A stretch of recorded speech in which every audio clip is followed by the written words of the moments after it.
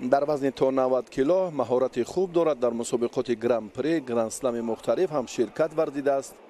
جایزه های بهتر دارد. با کمرانشاهی استوپریون سال جاری در پرتغال در مسابقات گرند پری نیروسنجی کرده بود و پهلوان ما توسط سلسله حمله هایش فشار را بیشتر کرد و سلسله شداها پهلوان ازبکستان داستان را ناکام. و نظربک زاده آزادبک کبودپوشی منتخب جودوی تاجیکستان حالا به میدان آمد و اکنون رقابت را با هم تماشا میکنیم.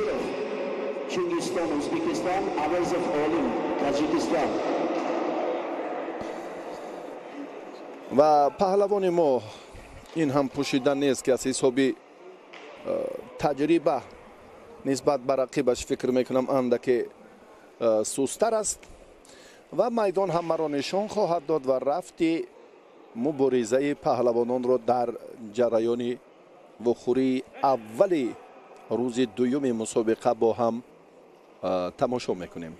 با سبب حضور نداشتن رقیب در اینجا غالبیت نصیب عالی عوض از تاجیکستان.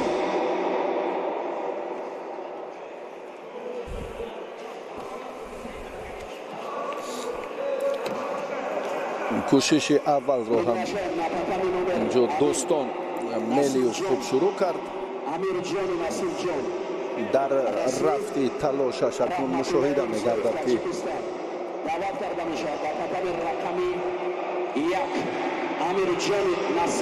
که سبقت امروز هم از آن مشکلات و موفقیت آری نیست. این باز هم ترجیح نیروسنجی پهلوانی ازبکستانی خیلی هم خوب است. ورزشگر ما در این جریان اکنون برای همان حرکت پرتری یک رجوع کرد اما موفق نشد. از دوستان امتیاز گرفتن برای پهلوان ما خیلی مشکل تر گران است. میلیوف استاد ورزشی درجه بین المللی امروز هم اولین چهره هایی که معرفی می شوند در وزن تا 90 کیلو. دوستان حرکتی دارد در این روند که یک پرتافت سری وقتی رو هم خوب انجام می دهد اما این کوشش فکر میکنم با اون بهای مناسبی که تماشابینان در نظر دارند ارزش ندارد. شاید یک بار دیگر بعدی حالت تکرار این رو هم دقیق تر مشخصا به شما نشان دهیم.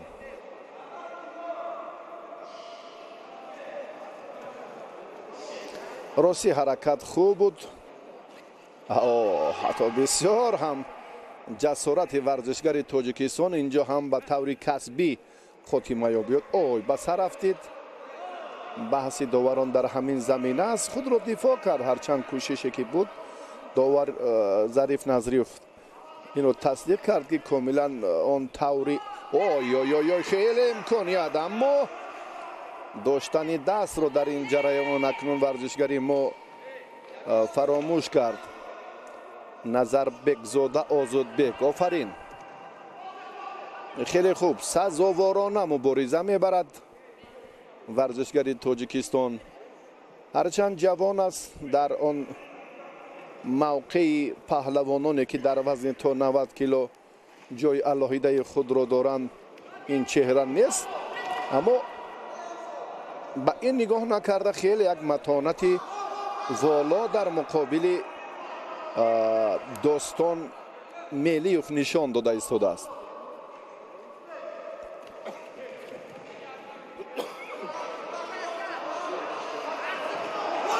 بسیار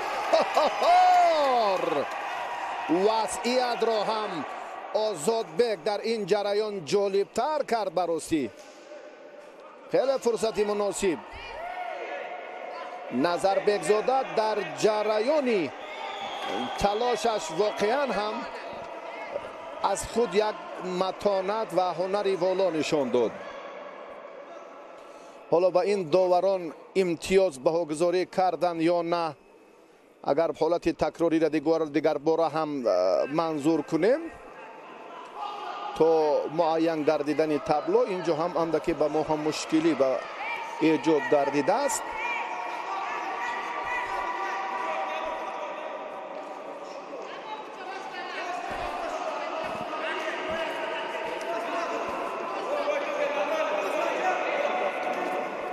озодбек дасти рости ҳарифро фишор оварда истодааст ки озодтар набошад, чунки силсила ҳамлаҳои паҳлавони маъруфи ӯзбекистонӣ ҳам аз ҳаминҷо манша мегирад. ин вазъиятро ҳам боз озодбек назарбекзода бартараф кард. барости хуб ман боварӣ надоштам ки дар муқобили достон мелиев паҳлавони мо инқадар матонати хуб нишон медиҳад. офарин.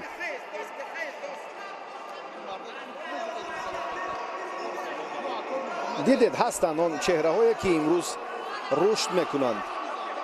як дақиқаи дигар озодбек дақиқона вазъиятро бояд ки мушаххасан назорат кунад. озодбек агар дар ин ҷараён ҳамин натиҷаро ва зариро то ба охир нигоҳ дорад, аҳсанаш мегӯем, қаҳрамонӣ мекунад ва хеле ҳам дар муқобили достон мелиев истифодагарии хуб кард. ин чеҳра дар куҷо тамрин мегирад ва таҳти роҳбарии ки машқварзӣ мекунад, рости мо маълумоте надорем дар бораи назарбекзода озодбек, аммо аҳсанаш мехонем. бисёр ҳам хуб, новобаста аз он лаҳзаҳое ки мушкилӣ барояш эҷод гардид. боз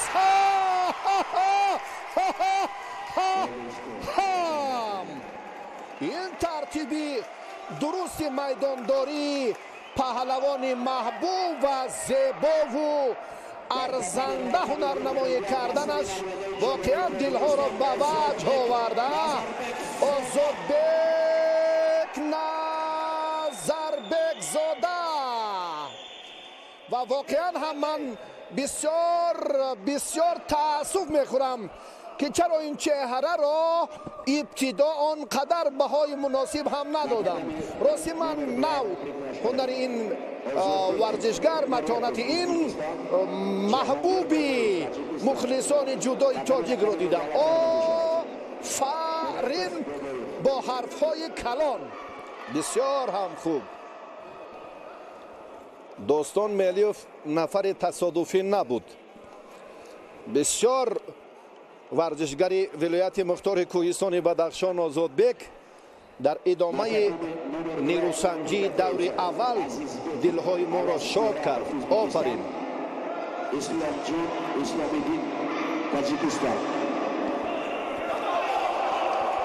ва дақиқаи аввали мубориза мо довар инҷо амри матъ дод, фикр мекунам.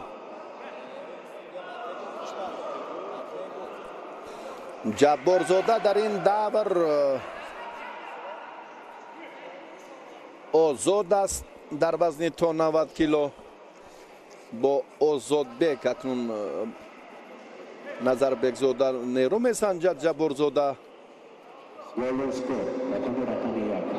назаров ёқубҷон ҳоло дар майдон бо бердиев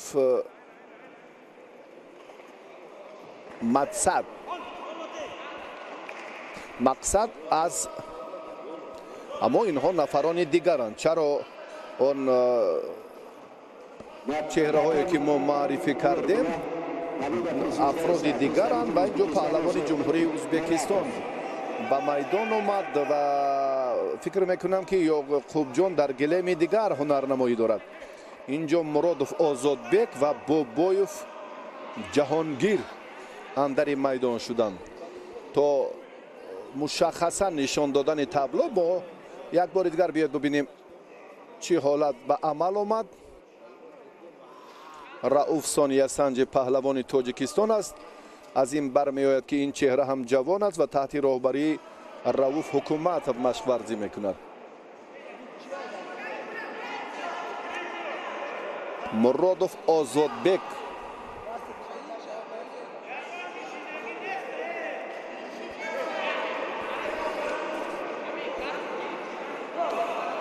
با بابایف جهانگیر به میدان آمدند. اینجا بعد اندک حالتهای تکراری باز هم رقابت ادامه می‌یابد. فکر داوران هم مشخص شد. نقص یا مشکلی های موجوده زود برطرف می‌گردند.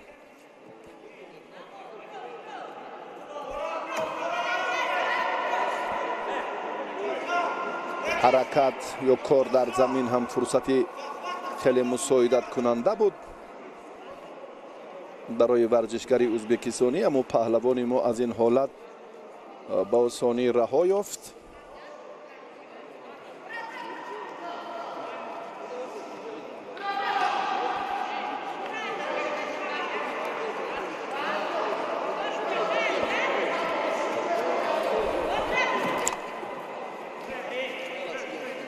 پشت پا به سمت چپ، کناری راست، فرصت دیگر برای دریافت باز هم راه مناسب، بلکه مرادوف ozodbek در این جریان فعالتر است.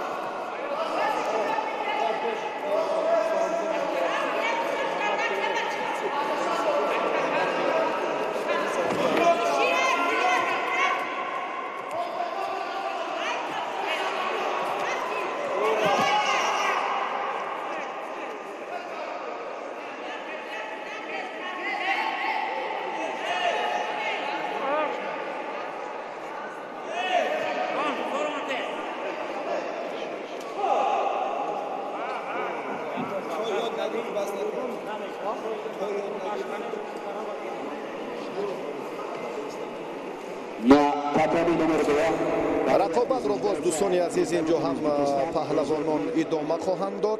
نه معذرت، ادامه های رقابت رو ما اینجا اکنون با هم دیدیم که دیگر باره هم ورزشگری ازبکستانی ozodbek مرادوف حرکتی خیلی خوب رو هم انجام داد. با دو وزری مرادوف از دور اول به مرحله دوم رفت و اکثر پهلوانان اینجا هم حق نظرف در دور اول آزاد است و سبزعلی و پرویز هم در دور اول آزاد است.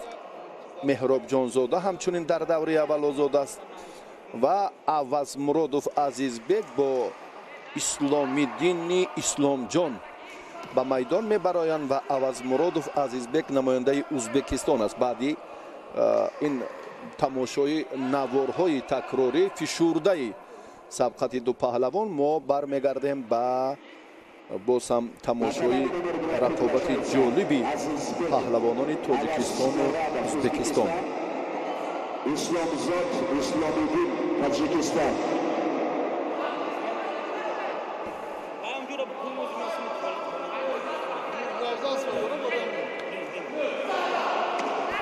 بعد این اکمل مرادوف با نماینده ایران هم در میدان میگردد با گاسیم بخچگی و اکنون حالا الکی اینجا اکمل مرادوف آماده است. پهلوان محبوب جمهوری تاجیکستان و نفرانی که ما معرفی کردیم اونها به گلیم دیگر گذاشتند. عوض مرادوف عزیزبک از ازبکستان و اسلامیدین اسلام جان. و ما اکنون شرح خود را از جریان رقابت اکمل مرادوف و گاسیم بخچگی ادامه میدهیم.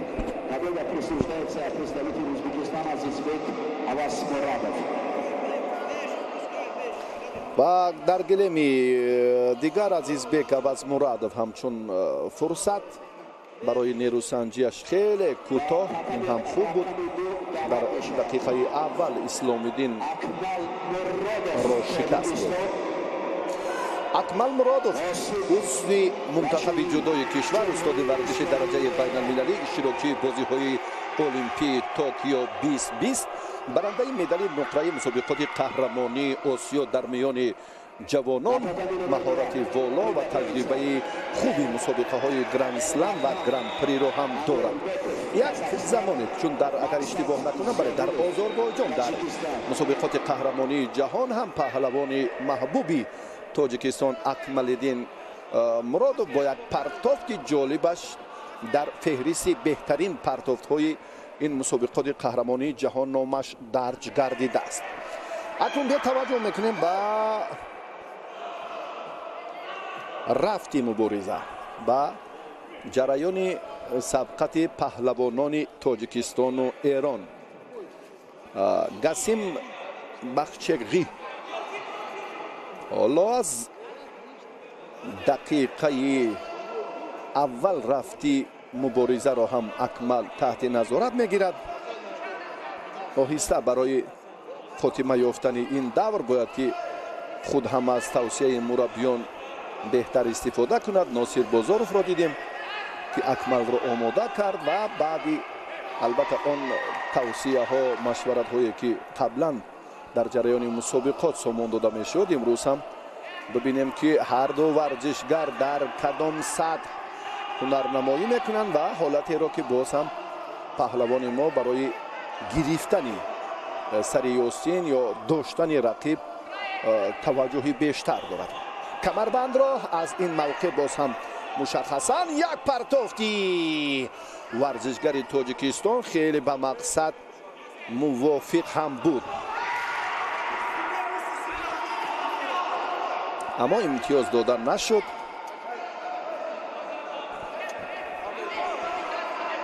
Акмал Муродов бисёр ҳам рақобати худро эҳтиёткорона ва дар фурсати муносиб ҷиҳати дарёфти имконият эътибори ҷиддӣ медиҳад. ва Гасим ҳоло боз ҳам аз камарбанду дасти камарбанд ин ҳам мушаххас будани боз ҳам идроки андешаи худи паҳлавони моро ифода мекунад. аммо ҳамаи ин кӯшишҳо бидуни доштани сари ёсин ё аз оринҷи рақиб хеле мушкилтар аст.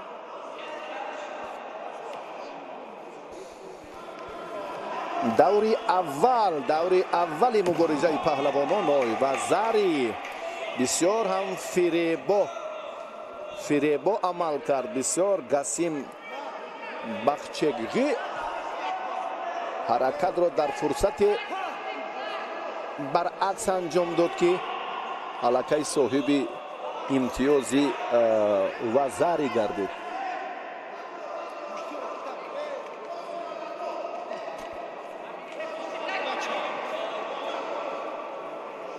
пои Акмал Муродов андаке осеб дид.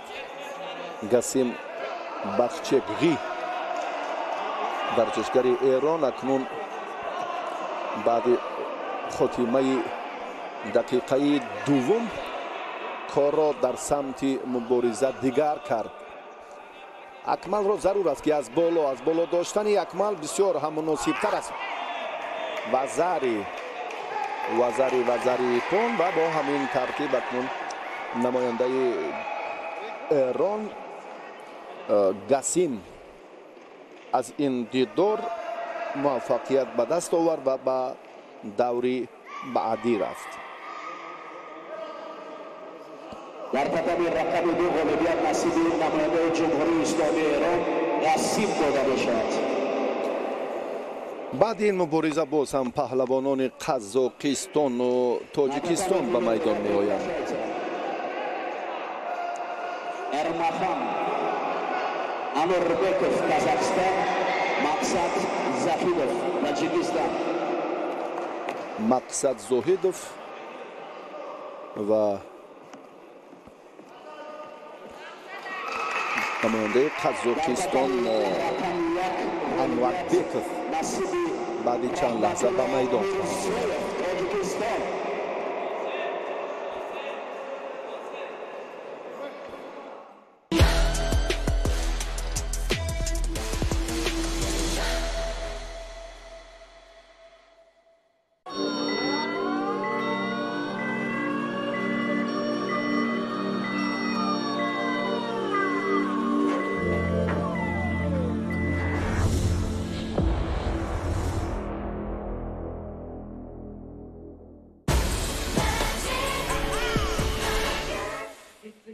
magic.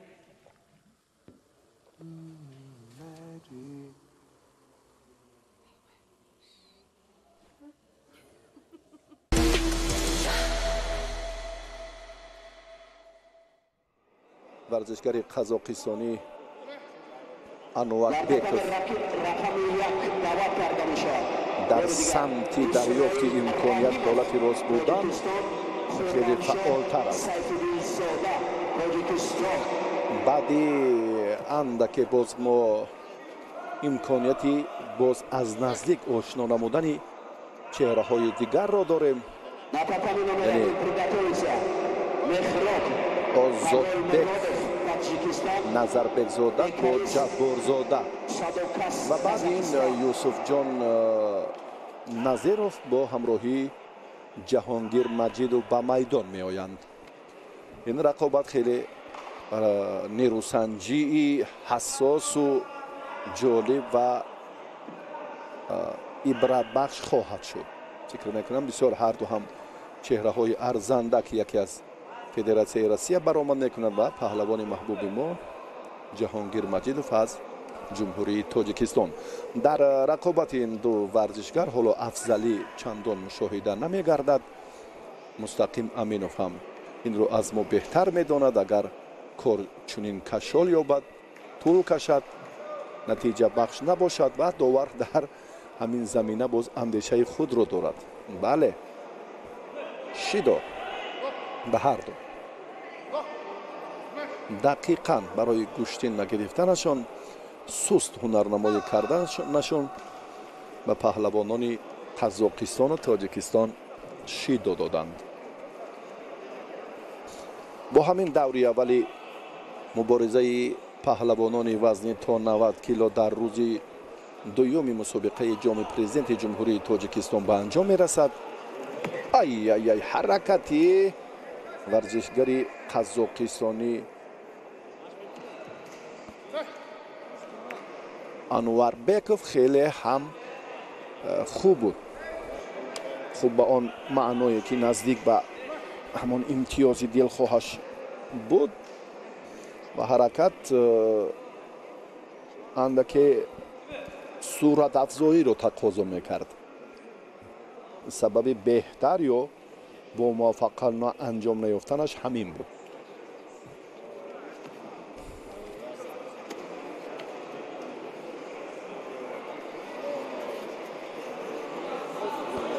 анварбеков варзишгари мо низ аз ин чеҳра ҳарос надорад. кашфе ки имрӯз боиси хушнудии мо дар рӯзи дуюми мусобиқот шуд, ин ҳамон озодбек ва акнун озодона инҷо ҳам паҳлавони қазоқистонӣ аз малакаи худ истифода мекунад ва бо муваффақона ин марҳиларо пушти сар мекунад ва ба даври дуюм меравад.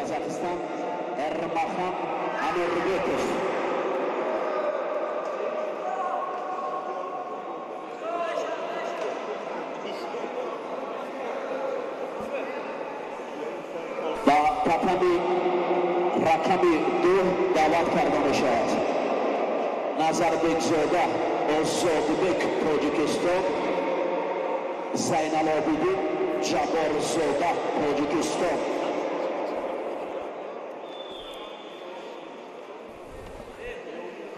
омодагӣ бинад дар қадами рақами 2 ёқубҷон назиров россия, бердиев мақсад тоҷикистон. ҳоло мо даври дуюми сабқатҳоро бо ҳам тамошо хоҳем кард ва пеш аз оне ки мо ба ёқубҷон назиров шуморо шинос кунем, ин чеҳра бо мақсад бердиев бояд нерӯ санҷад. андаке мо як қадам пеш рафтем. ба ҳар навъ фикри мо фикр мекунам ботил нест. мо ин лаҳзаҳоро ҳатман бо ҳам тамошо мекунем. пеш аз ин озодбек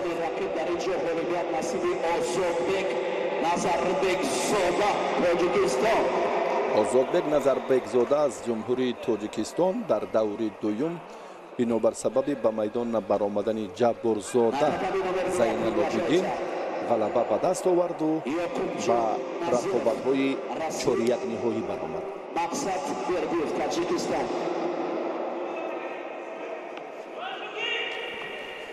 мақсад бердиев ана ҳамин чеҳра аст, варзишгаре ки бо либосҳои кабуд ҳоло ба майдон меояд. дар бораи Ёқубҷон Назиров маълумотҳо хеле зиёданд. дар Федератсияи Россия таи чанд соле ки тамрин мекард, бешар ба он малака ва ҳунаре ки дорад, аллакай ҳамчун шаҳрванди Федератсияи Россияро ҳам дорад.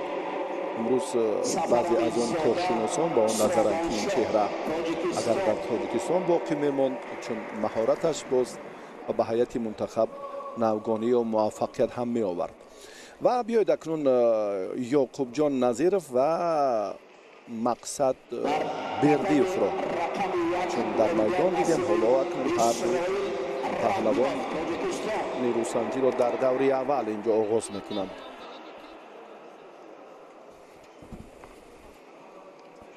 аз зергурӯҳи ди рақобатҳоро мо хотима додем дар даври аввал. Mehrab Tag'oymurodov, Tojikiston. Bekaris Sadokas, Qozog'iston. Ёқубҷон Назиров дар партер фикр мекунам ки боз таҷрибаи онҳо андаке ҳам тафовут мекунад нисбат ба варзишгарони мо. Tojikiston.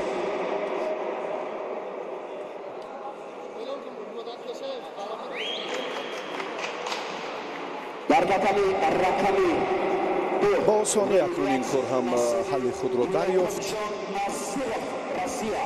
бале, чун мушоҳида кардем ки инҷо ҳам Ёқубҷон Назиров ба осонӣ комёбиро ба даст овард ва аз ин давр ба марҳилаи баъдӣ рафт. ва Ҷебов дирӯз дар вазни то 66 кило хеле хуб ҳунарнамоӣ кард, аммо ҷои дуюмро гирифт. Мақсад Бердиев дар раванди талоше ки дидем дар ҳолати боз ҳам партери фурсати хеле мушкил барояш ба миён омад ва зуд таслим шуд ва ҳусули буғӣ кардан инҷо сари вақт истифода шуд.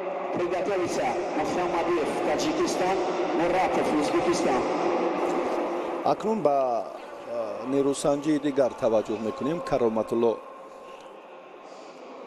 як тан аз чеҳраҳое ки хеле таи солҳои охир ва махсусан дар муқобили ҳамон 5 карат қаҳрамони ҷаҳон паҳлавони номвари Ӯзбекистон чӣ гуна дар ноҳияи рашт ҳунарнамоӣ кард имсол, дилҳои мухлисонро ҳам бештар ба ваҷҳ овард.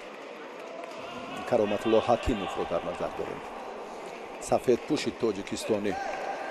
ва акнун дидори аввали варзишгари мо бо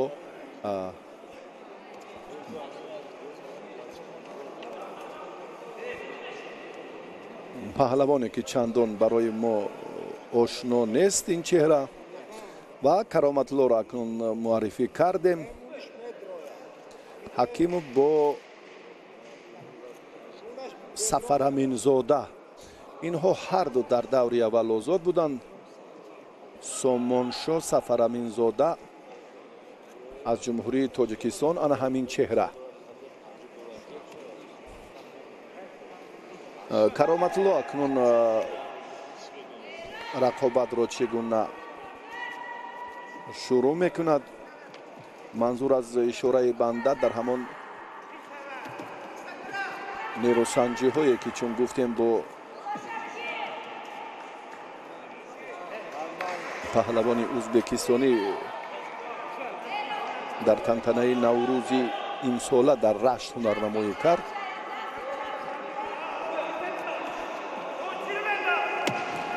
бо Муҳсин Исомиддинов, гаронвазни ӯзбекистонӣ. ва ҳоло бисёр ҳам фурсати муносибро Ҳакимов дарёфт. инҷо вазъият барои нигоҳдошти ҳолати ба тахтапӯш хеле хуб фароҳам аст. Кароматулло акнун ин лаҳзаро ҳам хуб истифода карда метавонад. 10 сония ва зари, боз ҳам аз ин бештар 20 сония ба натиҷа ё ғалабаи соф баробар мешавад. 17, 18, 19, 20. бо ҳамин тартиб Сафараминзода аз натиҷаи дилхоҳи даври дуввум маҳрум гардид ва Кароматулло Ҳакимов ба вохӯриҳои чоряклиҳоӣ рафт.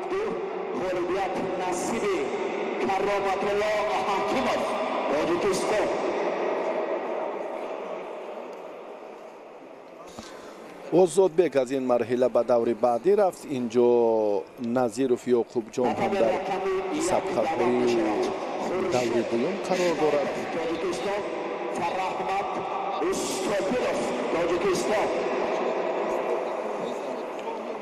рафти дигар, рафти майдондории паҳлавонони вазни то 90 кило ҳоло чандон ҳам ҷолиб сурат нагирифта истодааст. ҳоло нафарони камтаҷриба зуд аз майдон берун мешаванд ва акнун мо ба муборизаи дигар варзишгарон таваҷҷӯҳ мекунем.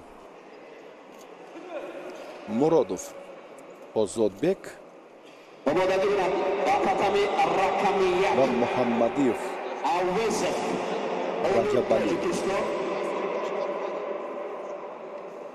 Икромов, Айдиброс, Тоҷикистон. Муҳаммадиев паҳлавони ҷумҳурии Тоҷикистон. Ин чеҳра Озодбек Муродов, намояндаи ҷумҳурии Узбекистон. ҳар ду паҳлавон дар даври дуввуми муборизаи мусобиқоти имрӯза дар вазни то 90 кило қарор доранд. Муродов ёдовар мешавем ки Ҷаҳонгир Бобоевро, паҳлавони Тоҷикистонро дар 1 дақиқаю 26 сония шикаст дод ва ба ин давр омад Муҳаммадиев Раҷабалӣ бошад. дар даври аввал озод буд. акнун дар вохӯриҳои 1/8 ниҳоӣ ҳаққи муборизаро паҳлавони мо пайдо кард. инҷо лаҳзае ки як ҳаракати Муродов Озодбек чандон муносиб анҷом намеёбад. ғолиби ин даврро Кароматулло Ҳакимов интизор аст. фикр мекунам барои марҳилаи ҳассосу ҷолибе ки дар даври баъдӣ мешавад, ҳар ду паҳлавон арзандаанд, Озодбек Муродов ва Кароматулло Ҳакимов. ин назари ман аст ва биёед пешгӯӣ накунем, ба ҳар нав мунтазир бошем, чун мисли оне ки маҳорати Озодбек Назарбекзодаро нодида гирифтем, воқеан ҳам боиси нигаронӣ шуд.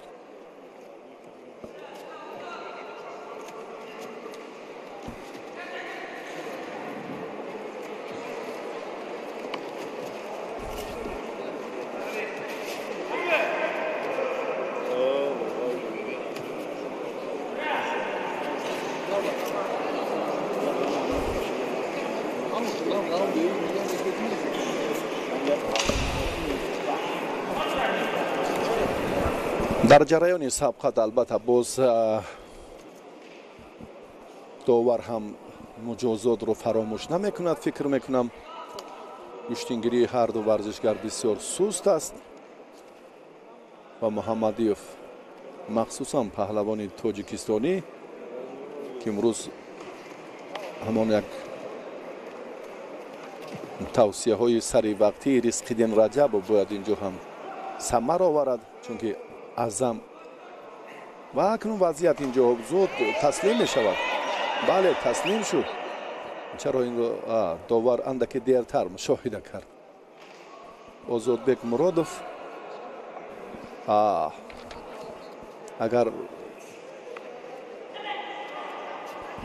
он гиребони рақиб атрофи даҳонро иҳота карда бошад, инҷо довар зуд ин амалро қатъ мекунад. بیاید یک بار دیگر به همین حالت توجه کنیم. озодбек муродов дар ин раванд ва паҳлавони мо зуд таслим шуд, аммо довар худ ин лаҳзаро боз ҳам мушаххасан мушоҳида кард, дид ки ба иштибоҳ роҳ надиҳад ва дақиқан ҳамин тавр ҳам буд. паҳлавони ӯзбекистонӣ аз ин фурсат бубинед дар партер чӣ дар ҳаракатҳои дар замин ба вуҷуд омада инҳо бибинед. як бор ва дуюм бора вақте ки таслим шуд, баъдан довар инро ҳам дақиқ кард. паҳлавони ӯзбекистон аз ин марҳила натиҷаи беҳтарро ҳам моли худ кард муродов. ва бо кароматулло ҳакимов нерӯ месанҷад озодбек муродов. дар вохӯрии 4-1 ниҳоӣ вазни то 90 кило.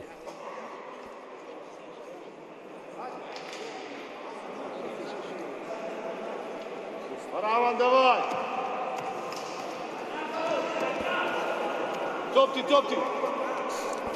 баъди ин ҳақназар Назаров бо ҳамроҳии Сабзалиев бояд ба майдон оянд.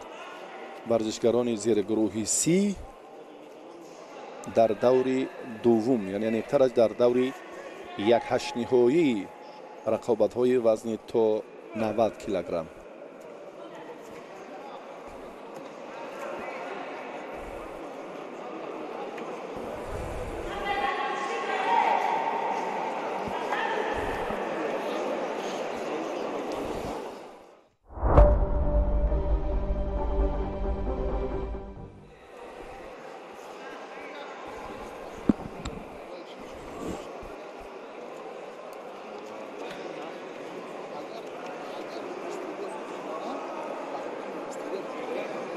Na tatami numer 2 kolega присуждает представителю Таджикистана Озодбек Муратов.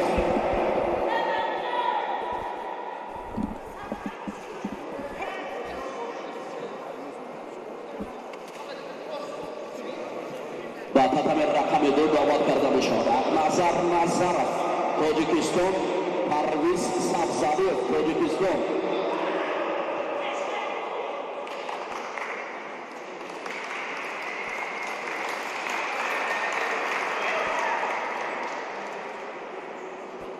дар татами рақами 1 ғолибият насиби Хуршед Шарипов Тоҷикистон.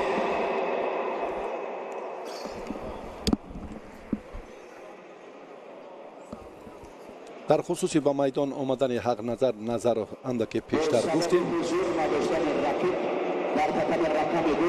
Сабзалиев Парвиз ба майдон набаромад. ин ҳам бисёр боиси нигаронӣ аст.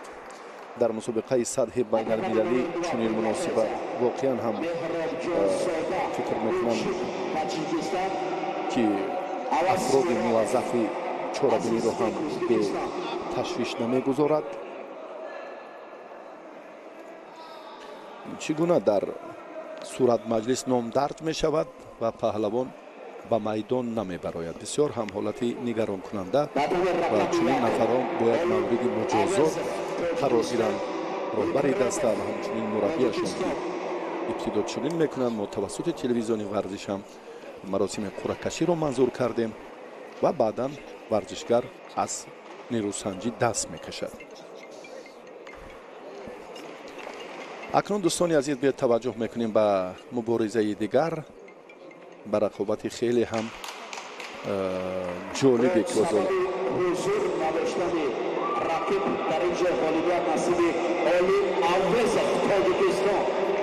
дар гилеми дигар ҳам ишора мекунанд. нафари дигар ҳам ба майдон наомад. чунин ҳолатҳо албатта чун гуфтем ки боиси ташвиш ва нигаронӣ хоҳад шуд.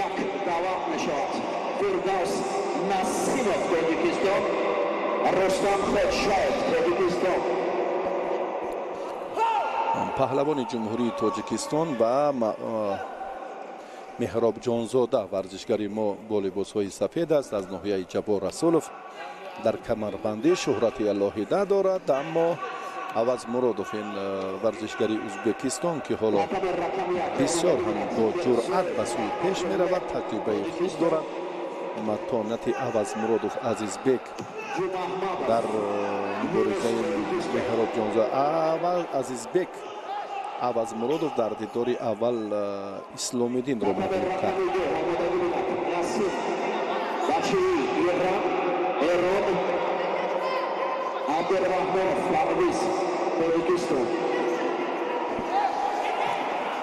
ҳоло вазъиятро акнун паҳлавони ӯзбекистони мураккабтар сохт. 17-18-19-20 бо ҳамин нерӯсанҷии варзишгарон дар ин даври дому хотима меёбад. Меҳробҷонзода аз ҳолати мушкил раҳо ёфта натавонист.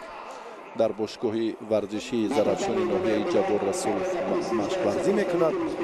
аммо дар ҷудо имрӯз қиёс ба малака ва ҳунари паҳлавони ӯзбекистонӣ комилан суст ҳунарнамоӣ кард варзишгари мо. Авазмуродов аз ин марҳила ба даври дигар баромад ва бо Ҳақназар Назаров майдондорӣ хоҳад кард дар вохӯрии 4-1 ниҳоӣ. акнун рақобатҳо хеле пуршиддатар мешаванд. ҳоло барои ба майдон баромадани ду тан паҳлавони шӯҳратёр агар марҳилаи ниҳоӣ ё финали ҳамин вазн ном бурдан мумкин аст. Ёқубҷон Назиров ва ҳамчунин Ҷаҳонгир Маҷидовро. ҳоло Гасим Бахчеғӣ то он лаҳзае ки Гасим Бахчеғӣ боз ҳам бо Абдураҳмонов Парвиз ба майдон барояд. инҷо ҳам Анворбеков аз Қазоқистон ва ҳамчунин Малаев Муҳсин.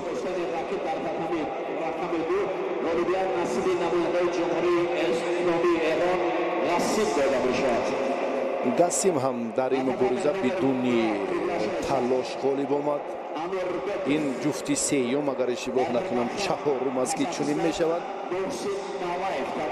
Ҳақназар Назаров ҳамчунин шуд дар гилеми дигар. паҳлавони дигари суғдӣ дар ин гилем Газим ҳам ба майдон омад ва рақибашан дари майдон нагардид. ва акнун рақобатҳои ҷолибу ҷозиб моро фикр мекунам дар даври 4-1 ниҳоӣ интизор аст. дар ин марҳила заифон суст иродаҳо ба майдон наомаданд. ҳарифи Гасим ва ҳарифи Ҳақназар Назаровро дар назар доранд дар ҳамин вазн.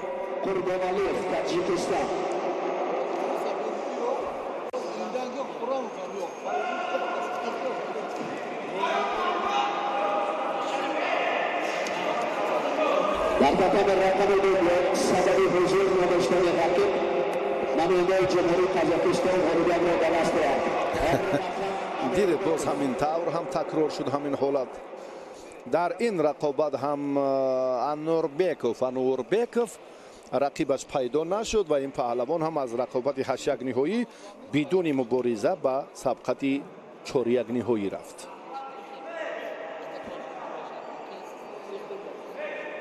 رقم دو دعوت کرده میشد خرمov ازبکستان قربانعلیев داداخان تاجیکستان. تنها اینجا یک جفت باقی مانده است برای معین کردن جفت‌های مکملی دوری 4-1 نهایی وزن تا 90 کیلو. یعقوبجان نظیرov و جهانگیر مجیدov باید به میدان آیند. مجیدov در دوری اول آزاد بود و یعقوبجان نظیرov مقصد بردیov پهلوانی تاجیکستان از ناحیه بند است او را شکست داد و به این دور راه یافت. یا ورزشگران وزنشان تا 100 کیلو اینجا دعوت می‌گردند. پیش از اون که این یک رقابت دیگری وزن 8-1 نهایی 90 کیلوگرم باقی مانده است. این بازی میان یعقوبجان نظیرov و جهانگیر مجیدov باید صورت گیرد. دیگر علاقه اشتراکچیان مرحله 4-1 نهایی وزن 90 کیلو معین شدند. کرامتالله حکیمov با озодбек муродов нерӯ месанҷад. ҳақназар Назаров бо паҳлавони ӯзбекистони Авазмуродов. Гасим Бахчеғӣ аз Эрон бо Анворбеков با پهلوان قزاقستانی. حالا ازودبک انتظار است. ازودبک رقیب خود را انتظار است، شاید یعقوب جان نظیرов و یا جهانگیر مجیدov باشند از 2-1 غالب همین دور.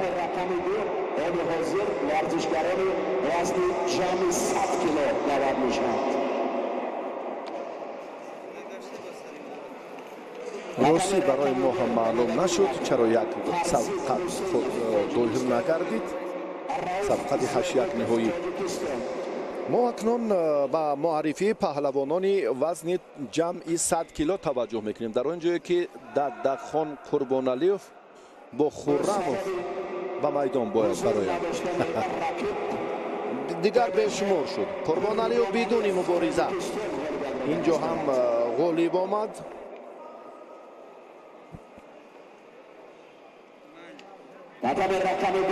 پهلوان شهر ترسونزاده در گشتین قزاقی، کورش، گشتین ملی تجربه و مهارت خوب و شایسته هم دارد. حسین فرزین و زیابکوف رؤوف باید به میدان برایند. پهلوانان گران وزن مسابقات امروزه وزن جمعی 100 کیلو را در نظر دارم. مستقیم امینov داور درجه جمهوریوی، مربی که چندین افراد، چندین چهره های موفق را تربیه کرده است.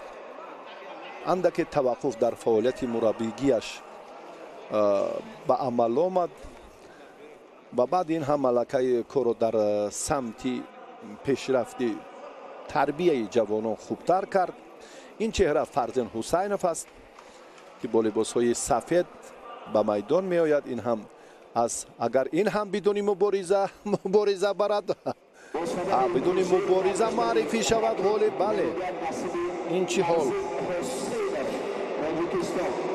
حسینov پهلوانان خوشبخت به میدان می آیند، بدون داشتن گریبان رقیب دست بالا می شوند و بر می گردند. حسینov هم همین کار، همین حالت تکرار شد در معرفی این چهره. فرزند حسینov به میدان برآمد و همچنین ددخان قربانعلی هم به میدان برآمد. حریفان آنها پیدا نشدند. و اکنون ابراهیم المرادov، انا همین چهره با نام آنا در تاجیکستان مشهور است. تحت رهبری رزق‌الدین رجبov مشق ورزی میکند. اگر این هم چنین باشد دیگر با مربیان باز همچنین دیدید مربیان مجازات چرا پهلوانان البته باز هم مجازات گردند که یک مسئولیت و احترام رو هم همیشه رعایت کنند.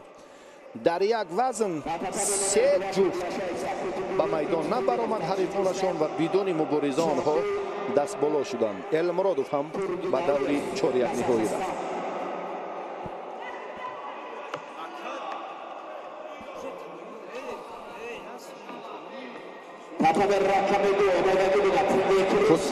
خودبدین از تاجیکستان، تورگونعلیوف جمگول از قزاقستان.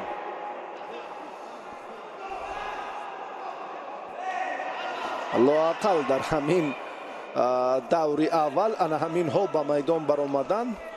دیگر همه در زیرگروه A، در زیرگروه B 2 نفر بودند، آزاد بودند. در زیرگروه C هم المراد بدون مبارزه و اکنون اولین سبقت وزن جمعی 100 کیلو را با هم تماشا خواهیم کرد.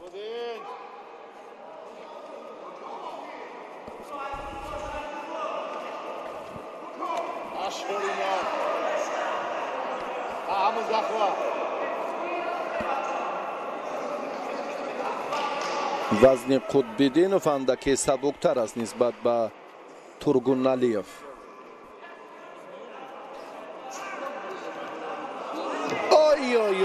این دقیقاً هم امتیازی شایان و شایسته ایپان است.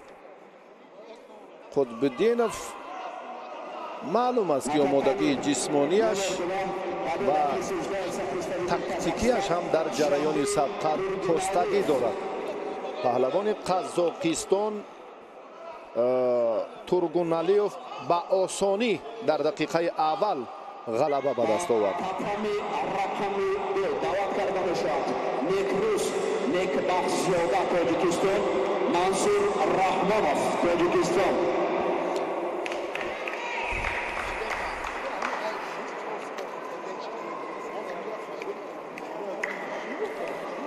охирин муборизаи паҳлавонони вазни ҷамъи 100 кило дар даври аввали сабқатҳо Некбахтзода Некрӯз аз ҷумҳурии Тоҷикистон ва Мансур Раҳмон аз ҷумҳурии Тоҷикистон ба майдон даъват мешаванд. Раҳматуллобек Фарҳодов дирӯз чӣ гуна шикаст хӯрд дар сабқати ниманиҳоӣ аз Камроз Раҷабов.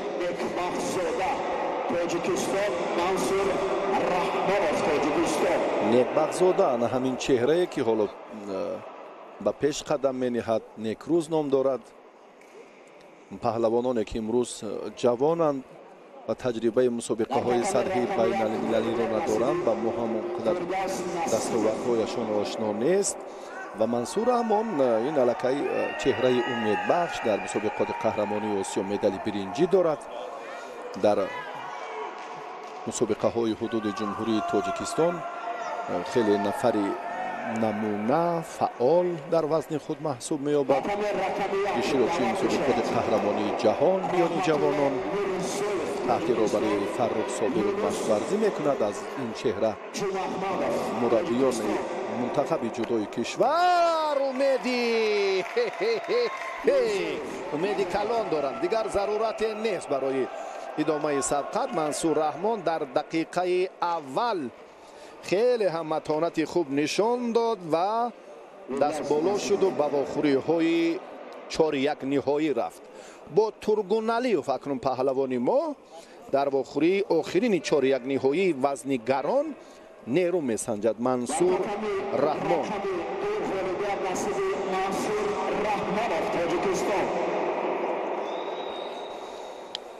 бо ҳамин тартиб даври аввали муборизаи паҳлавонони гаронвазн ҳам ба анҷом расид.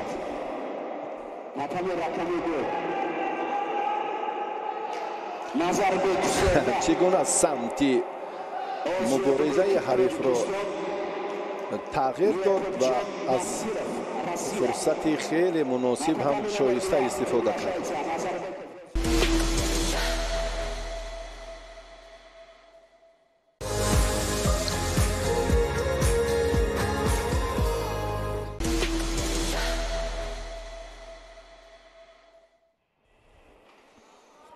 ҳоло боз ба нерӯсанҷиҳои вазни то 90 кило таваҷҷӯҳ мекунем. дар суратмаҷлисе ки мо дар даст дорем, Назиров Ёқубҷон бо Мақсадбердиев нерӯсанҷӣ кард, дуруст. баъди ин бо Ҷаҳонгир Маҷидов бояд ба майдон мебаромад. аммо бинобар сабаби омодагии паҳлавони ҷумҳурии Тоҷикистон Ҷаҳонгир Маҷидов ба мусобиқоти қаҳрамонии ҷаҳон ба ҷумҳурии Ӯзбекистон мураббиён тавсия доданд ки марҳилаи ҳассосу охиринро ҳам хуб анҷом диҳад ва баъдан албатта мо барои ин варзишгар чун дар ҷараёни ҳам машқҳояш ва фардои нерӯсанҷиҳои мусобиқоти қаҳрамонии ҷаҳон ҳам бароро комёбӣ таманно дорем. варзишгари мо Ҷаҳонгир Маҷидов бо Ёқубҷон Назиров се нерӯсанҷие ки карданд. Ҷаҳонгир албатта чӣ дар инҷо ва чӣ дар Федератсияи Россия афзалии маҳораташро нишон дода буд ва як бор ҳам ду маротиба Ҷаҳонгир ва як бор ин ҳамин чеҳра Ёқубҷон Назиров дастболо шуда буданд. маҷмӯи вохӯриҳои паҳлавони Россия Ёқубҷон Назиров ва Ҷаҳонгир Маҷидов инҷо ҳам ба нафъи паҳлавони Тоҷикистон. он замоне ки айёми наврасӣ ва баъдан ҷавоние ки дар Тоҷикистон ва дар Россия ҳам ҳарду дидор анҷом дода буданд. Назиров бинобар сабабе ки дар ин давр чун озодии ин чеҳраро мо гуфтем ва ба марҳилаи дигар роҳ ёфт. ба вохӯрии 4-1 ниҳоӣ Саид Мирзоев. дар куҷое ки Гӯштин ҳаст, Саид Мирзоев ҳаст. ҳатто дар маҳалла ҳам бошад, ин мухлиси ашадии Гӯштини тоҷик худро пайдо месозад.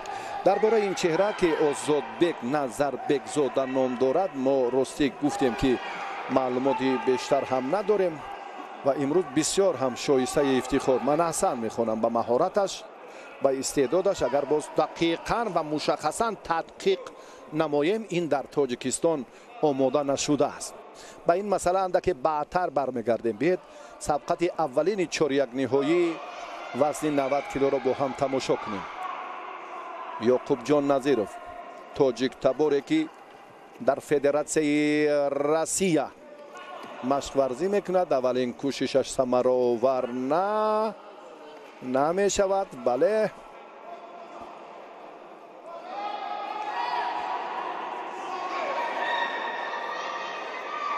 Назарбекзода Озодбек, паҳлавони мо бо либосҳои сафед аст.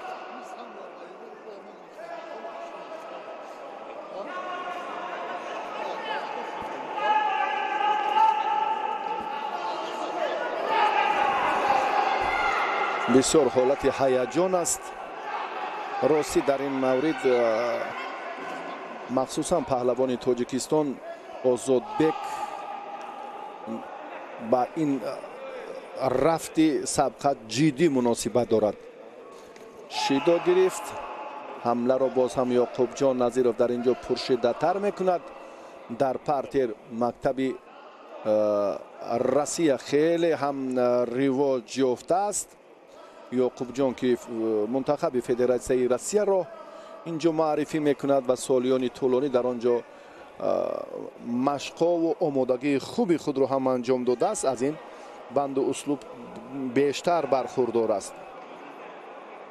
яъне ишора ба худи паҳлавони Тоҷикистон ки ҷиддитар муносибат кунад дар ҳаракатҳои заминӣ ё бо истилоҳи партер.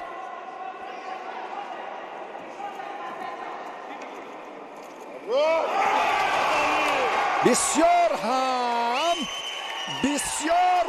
ҳам олӣ. ин чӣ ҳолате ки ба амал омад? беҳтарин лаҳзаро паҳлавони Тоҷикистон Озодбек Назарбекзода хуб истифода кард ва дар муқобили ҳарифи хеле сарсахту номвараш ҳоло як қадам ба пеш мениҳад. дар муборизаи Озодбек мо дидем ки бо Достон Малиев чӣ гуна ҳунарнамоӣ кард.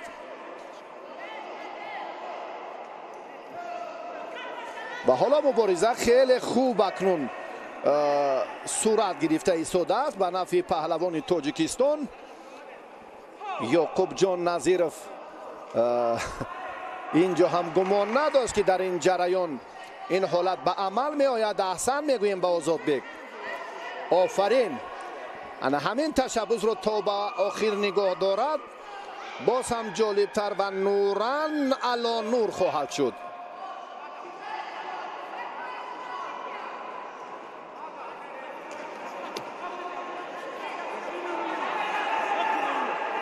ҳаракати паҳлавони Тоҷикистон дар партер боз чӣ гуна сурат мегирад? вазъият боз мураккабтар мегардад, аммо дастро бояд ки зудтар Озодбек бартараф созад. бисёр хуб.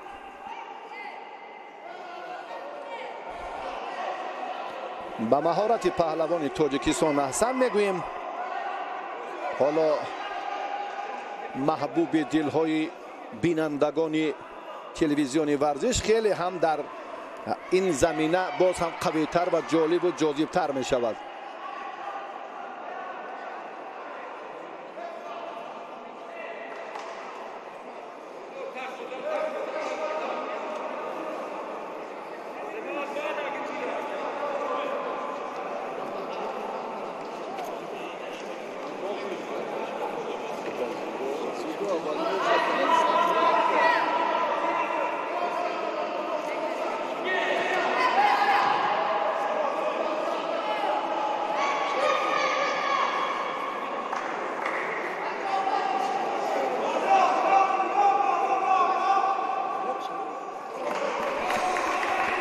دوستان عزیز ما در اکنون جستجو تحقیقات در یک فرصت و فاصله نزدیک باز هم مشخص تر شد.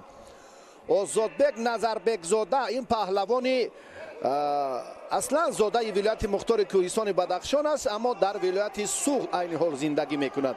تحت راهبری استا پیر مشورزی میکند. جوان خیلی آینده دار، واقعا هم ارزنده، احسنش میگویم و همین نتیجه را باز هم تا با آخر نگاه دارد. همه هنگامه های مخلصانی که مهارتی یعقوب جان نظیرف را وصف کردن برباد میدهد.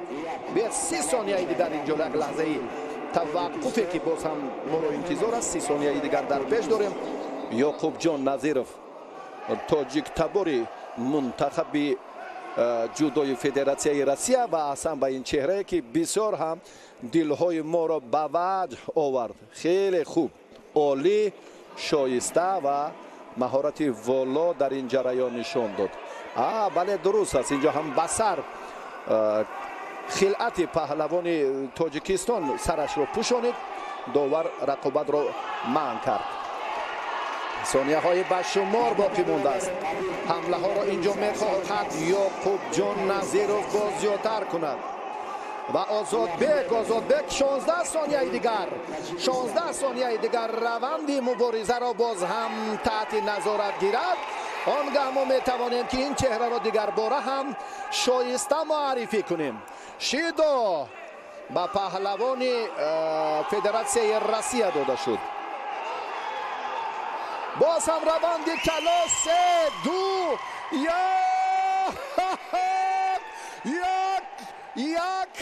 یک ثانیه دیگر یک ثانیه دیگر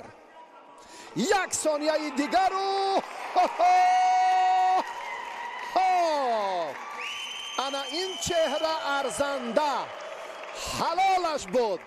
قشنگی میدان امروزه محبوب دلهای مخلصان گشتن جودای تاجیکستان آزادبک نظربک زاده، دستپروری باشگاه ورزشی استاپیریان، چهره که در ولایت سوغ مشورزی میکند و اصلا زاده ولایت مختار کوهستان بدخشان است و دقیقا اینجا باز هم مطمئن کرد که این نفر تصادفی نیست و چهره که شکوفت و درخشید و شایسته تاجیکستان را معرفی کرد.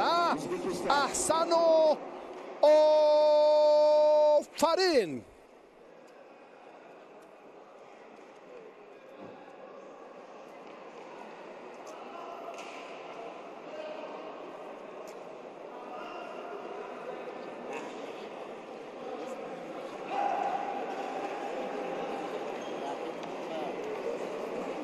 tatami rakami 2 dore digar davet میشود.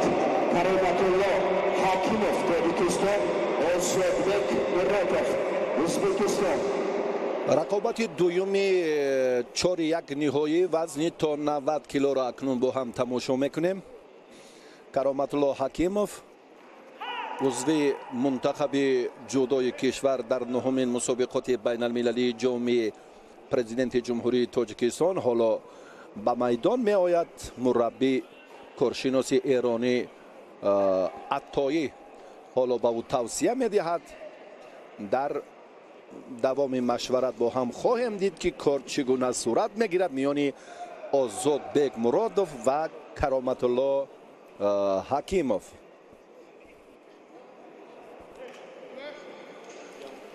کرامت‌الله در دیدار اول موفقیت را در مقابل سفرامین زاده به دست آورد. مرادوف در رقابت اول با جهانگیر بابایوف اندر میدان شد. این هم کامیاب گردید و به مرحله 4-1 نهایی آمد. کرامت‌الله قامت بلند دارد. حالا در رفت مبارزش به حلوک بیرونه اندک توجه دارد. استفاده حلوک بیرونه озодбек муродов бошад.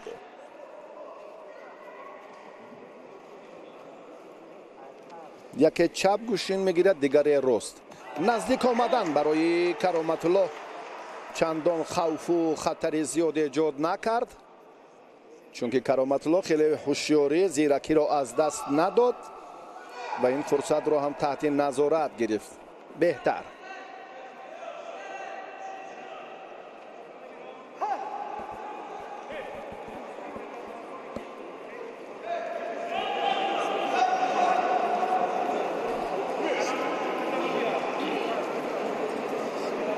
дар бораи Ёқубҷон Назиров бисёриҳо гуфтанд ки арзанда аст.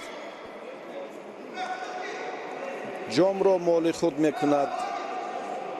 дар маърифӣ дастаи Федератсияи Россия нафари сазовор аст. бубинед, аз як гӯшаи дурдаст чеҳрае тавлид шуд ки як нафари намоёни тоҷиктабори Федератсияи Россияро дучори шикаст кард. Озодбек паҳлавони ҷумҳурии Тоҷикистон Назарбекзода ки дар шаҳри Хуҷанд таҳти роҳбарии Устопиров машварзӣ мекунад ва бисёр ҳам имрӯз нафари сазовор ана ҳамин чеҳра то ин муддат. агар бахташ омад кунад, ғолиби ҳамин ҷуфт бо Назарбекзода Озодбек дар вохӯрии ниманиҳоӣ дидор анҷом хоҳад дод. Кароматулло наздиктар шудан боз ҳам ба нафъи кор аст ва боз ҳам хавфу хатари дигар ҳам дорад. оё бисёр боз ҳам дифоъ кардан ихтиёр кард варзишгари мо ва комгор ҳам шуд, раҳо ёфт аз ин варта. ба буғӣ кардан усули дигари партери паҳлавони мо эътибор дода истодааст. рафти мубориза акнун дар партер хотима меёбад.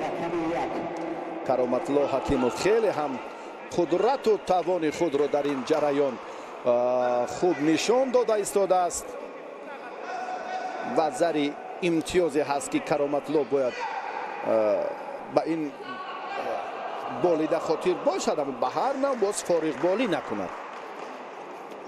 боз ҳам рафти сабқат аз боло ҳаллуке ки аз берун истифода мекунад. Вазари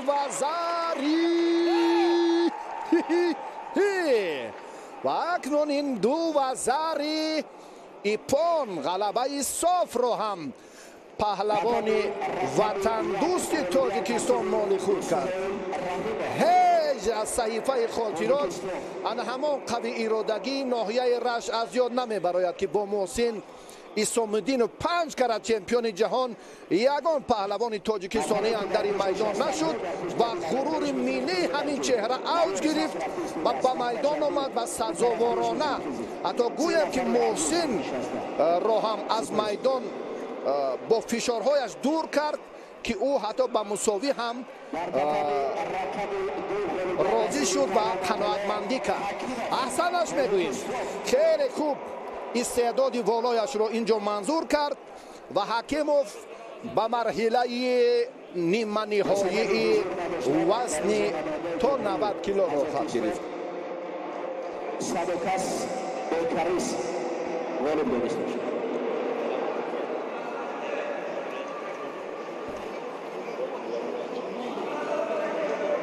رقم رقمیت دوام بشود. خورشید شریفov Tojikiston, Abdujabor Safarov Tojikiston.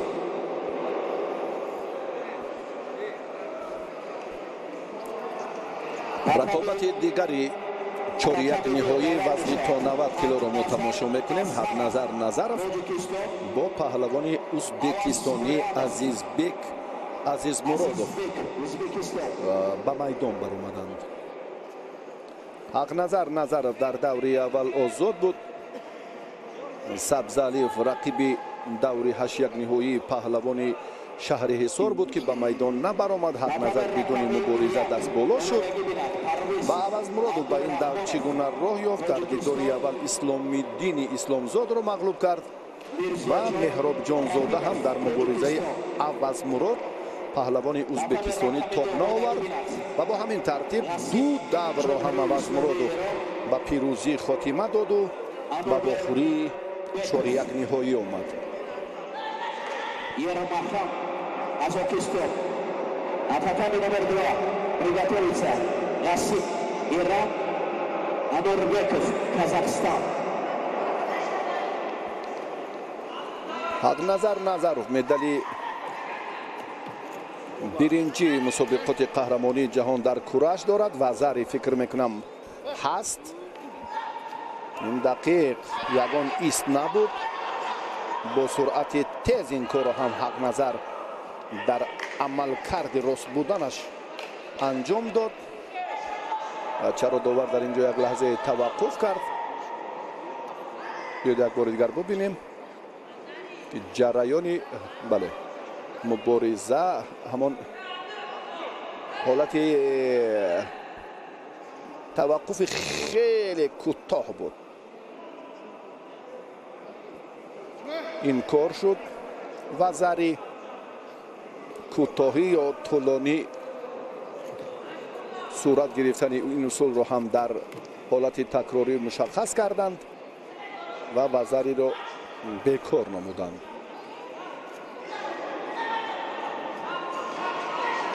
панҷо ба панҷо мешуд ин тарз. хулосаи амиқи довар акнун инҷо ба як кас вобастагӣ надорад. дар табло бисёр ҳамин дигар фикр мекунам ягон ҷои шаку шубҳаи боқӣ намонд. дар истифодаи ҳалуки дохила бисёр ҳам мушаххасотро нишон медиҳад паҳлавони мо.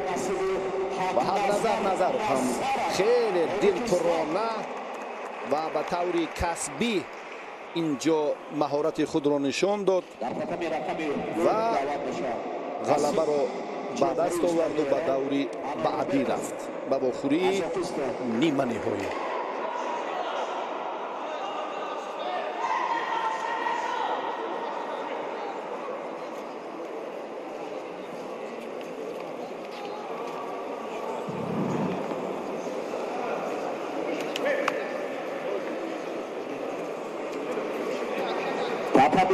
رقم 2 آمادگی بیند.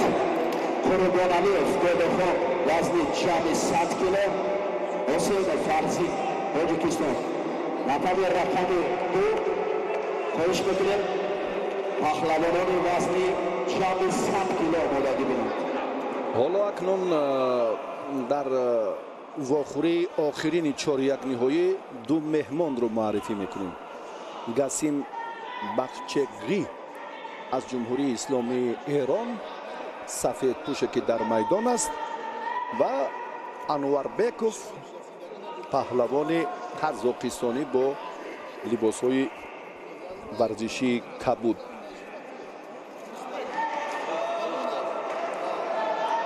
Гасим дар ду давр ғалаба ба даст овард. Анварбеков ҳам Анурбеков ҳам дар ду даври сабқатҳои пешина пирӯзури омоли худ кард ва ба вохӯрии чоряк ниҳоӣ баромад.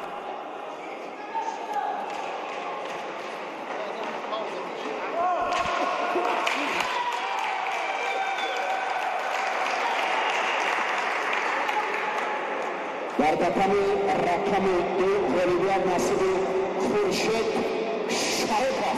бисёр ҳам кӯшиши паҳлавони қазоқистонӣ хуб шурӯъ шуд,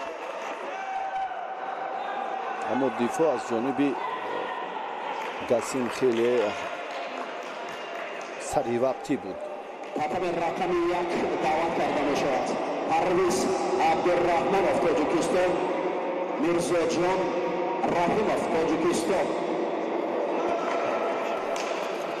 рақами 1 омодагӣ бинад. ва зариб ба паҳлавони қазоқистон дода шуд. Тоҷикистон Аминҷон Раджабов Тоҷикистон. мубориза дар партер ҳоло авҷ намегирад.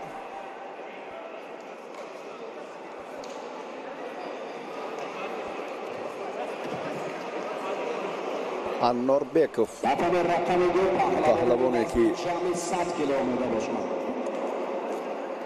از همان سمت ضعیفی رقیب خوب استفاده کرد و فرصت مناسب رو به نفع خویش انجام داد.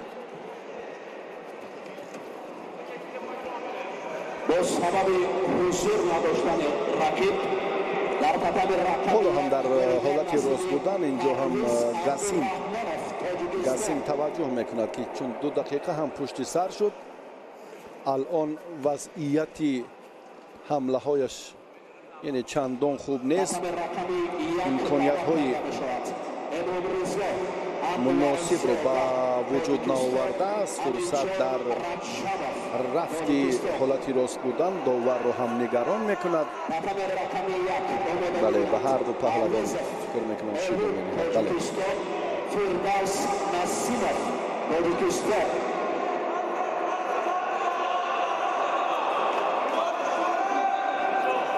رقابت پهلوانان وزن 90 کیلو باید اندک سرعتش دیگر باشد. آخرین جفتی مرحله 4-1 نهایی رو ما هنرنمایش رو تماشا داریم. آزادبек Назарбек زاده اکنون با کرامت الله حکیمов در واخوری نیمه نهایی وا میخورد. حق نظر نظرов پهلوان تاجیکستان نامور کشور غالب همین جفت را انتظار است. به همین ترتیب اشتراکچیان مرحله نیمه نهایی مشخص می شوند و از ناکامیه که اینجا هم یعقوب جان نظیرov را فراگیر شد، پهلوان ازبکستان مرادov را، آزادبek را و باز هم عوض مرادov را، ورزشگری دیگری تاجیکستانی و باز هم نفر دیگر. 4 فردی که در سبقت‌های 4-1 نهایی ناکام می‌شوند با واخوری‌های تسلا بخش می‌روند. 3 نفرشون معلوم است، 1 نفر دیگرشون ان همین ناکامی همین جفت موافقش با حق نظر نظرov روبرو می‌شود در واخوری نیمه نهایی. ناکامی این دور در مبارزه سبقت‌های تسلا بخش حق شرکت نمودن رو پیدا می‌سازد.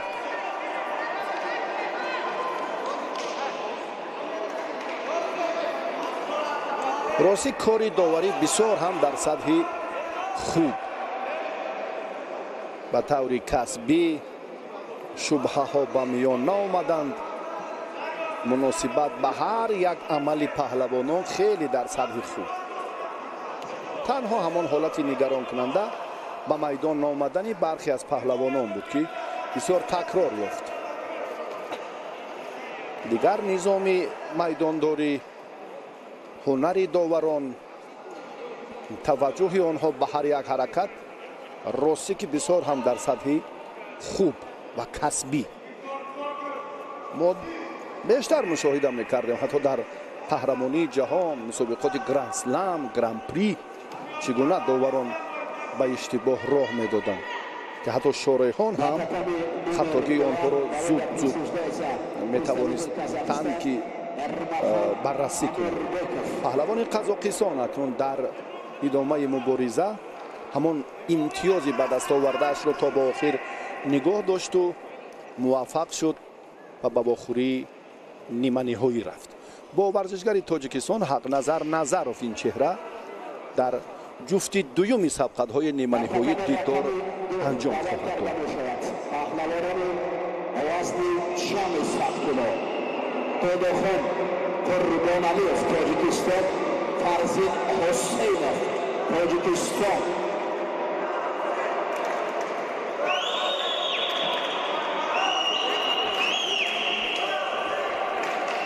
اکنون تا به سبقت‌های تسلا بخش حال و وقت هست و اکنون باز چهره های دیگر پهلوانان گران وزن رو به شما معرفی می‌سازیم. ددخان قربانعلیov واخوری‌های 4-1 نهایی مخوری اولین 4-1 نهایی میان ددخان قربانعلیov و فرزین حسین صورت می‌گیرد. فرزین زاده ناحیه جبار رسولov است، در باشگاه لنگلیف مشق ورزی می‌کند дадахон Қурбоналиев устоди варзиши дараҷаи байналмилалӣ барандаи медали нуқра ва биринҷи мусобиқоти қаҳрамонии кураш аст. дар қазоқ кураш ҳам ҷоиза дорад, дар чемпионати осиё ҳам дастовардҳояш хеле намоёнанд. имрӯз ба ҳайси мураббӣ варзишгар дар шаҳри Турсунзода фаъолият мекунад. Фарзин Ҳусайнов ҷавонтар аст, хеле ҷавон аст.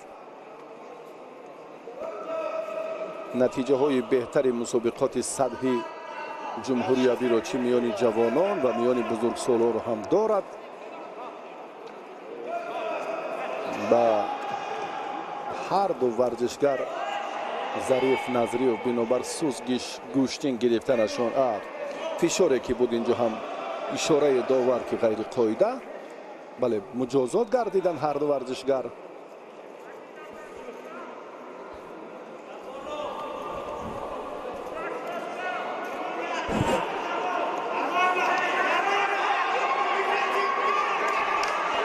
қувваи Фарзин росӣ басандагӣ намекунад барои фишори зиёдтар ва силсила ҳуҷумҳо дар муқобили Дадахон.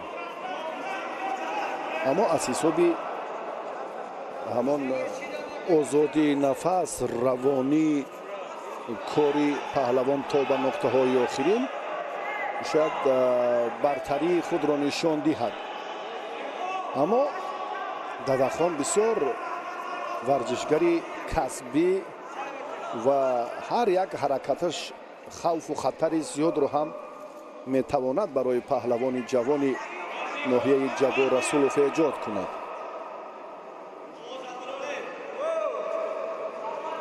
усулҳои хоси худро дорад. алоҳида дар фурсатҳои муносиб ҳам ҳатто чунин лаҳзаҳоро пайдо мекунад. ҳарифро фиреб дода чанд тарзи ҳунарнамоии ин паҳлавон, чанд шакли хоси майдондории Дадахон Қурбоналиевро медонем.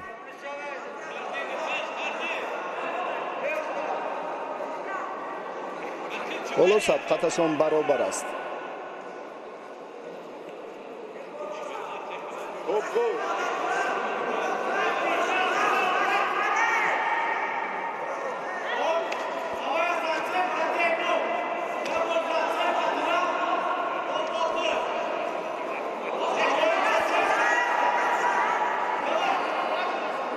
усули сари китро Дадахон Қурбоналиев ба чанд шакл истифода мекунад. ҳаракатҳои дигар ва алоҳидае ки боз ҳам дар партия дорад, ҳоло ягон амалро то ба ҳамон мақсади ниҳоии худ истифода карда натавониста истодааст. ҳоло баръакс пӯшнокӣ инҷо ҳам ба ақиб партофтани ҳариф аввал фикр кард, айни муддао буд, аммо Фарзин мувозинатро хуб нигоҳ дошт.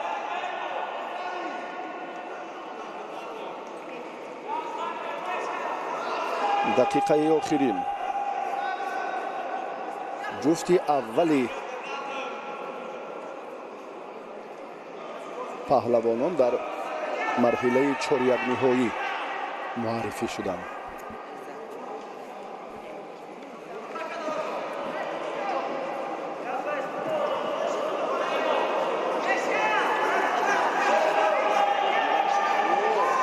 ҳаракати бо суръати самти чап ё рост барои Дадахон зарур буд.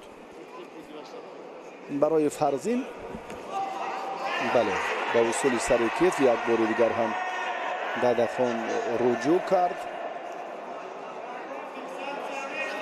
Қурбоналиев шидои дуюм мегирад.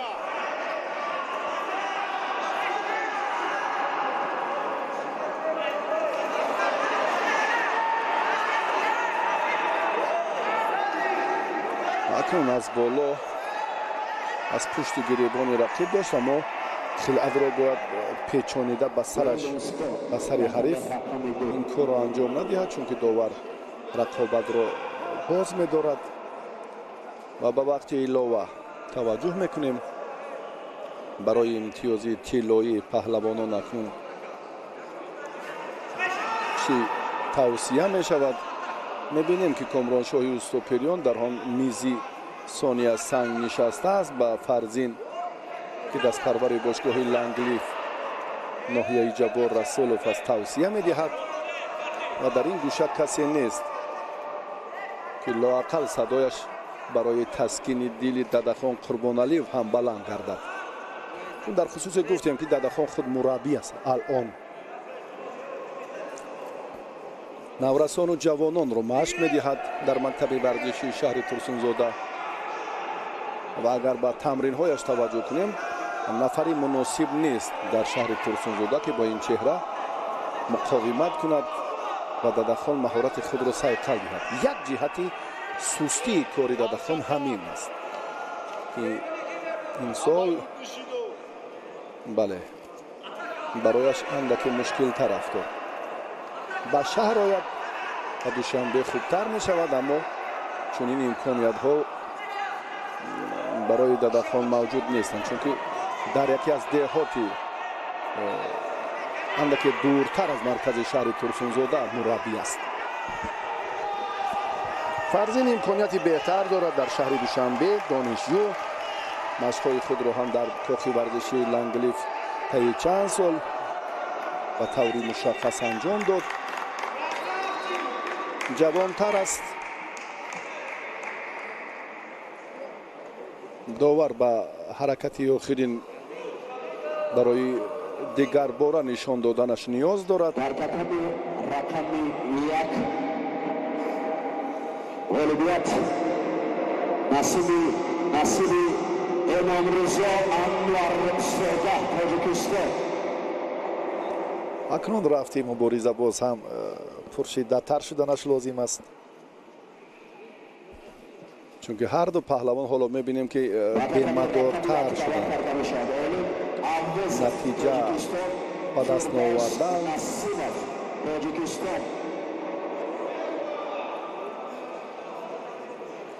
дақиқаи дуюми вақти иловагӣ ҳам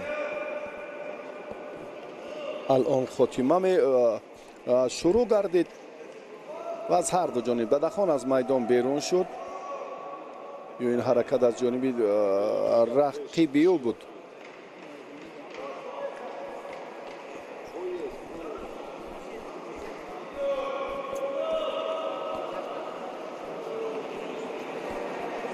фарзин аввалан берун баромад ва баъдан инҷо Дадахон. довар метавонад фикрашро мушаххас кунад. амр дод ҳаҷме маънои гиред гӯштин гиредро дорад.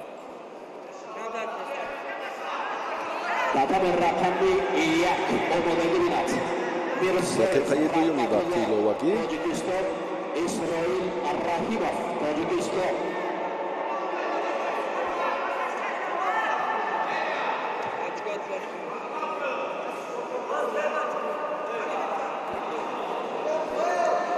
ҳар ду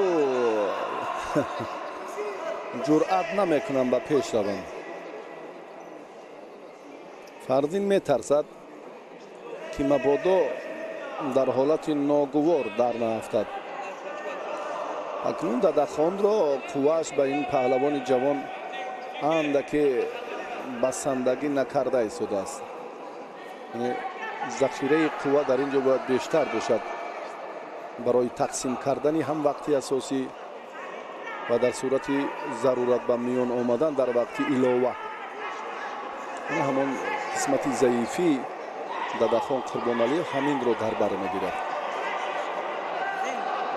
баъдан оҳиста оҳиста аз майдон дур мешавад. амалҳои худро сустар анҷом медиҳад.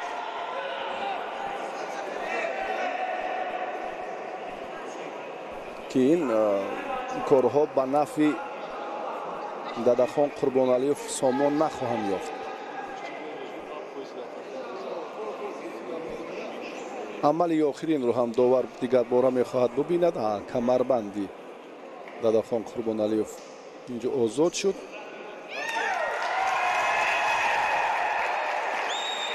Hakami rakami 2. سیومی شیدو رو هم به دادخان قربانالیف دادن و پهلوانی شهر ترسونزاده اینجا هم بعدی انا همون حالتی نشان داده که ما دیدیم مجازات شد و از میدان خارج گردید. فرزین حسین و باباپوری نیمه نهایی وزن جمعی 100 کیلو.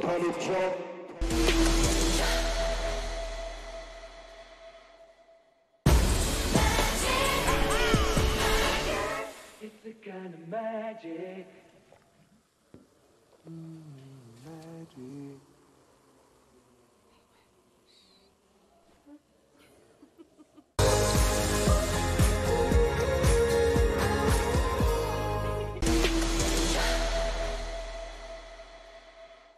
اکنون دادخان حق مبارزه را باز برای جایزه های افتخاری از دست نداده است.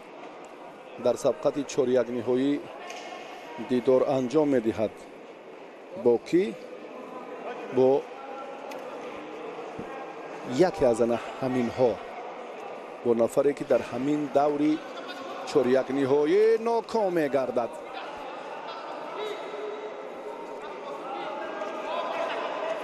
یخشیبکوف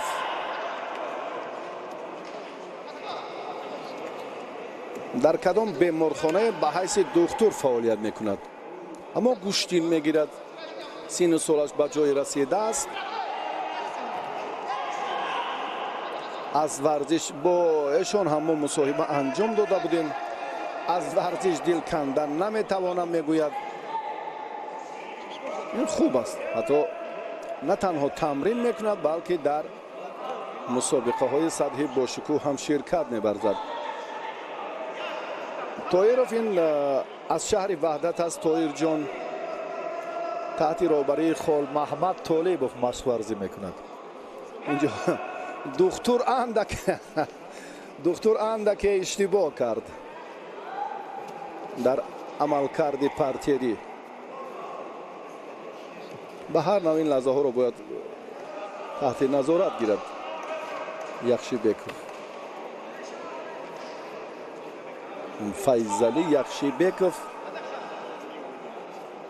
در تنتنه های نوروزی هم زود به میدان می آید. در مسابقه های جودو ملی و سامبو هم الکی نامش در صورت مجلس درج است و چند جایزه دوم و سیوم مسابقات حدود تاجیکستان چمپیونات مملکت را دارد. هر دو سوستر گوشتین گرفته ایستادند. داور برای جذاب صورت گرفتن رقابت هر دو را مجازات کرد.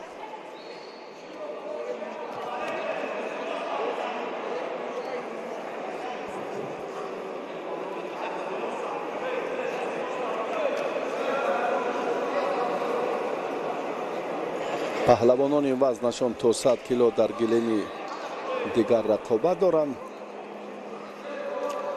فیضلی یخشیبکوف نزد دکتر می رود. بله، بیاری تجلیلی تیبی نیاز دارد. طاهرов در میان نورسان چمپیون چند کراته کشور، در میان جوانان ها همین نتیجه را دارد.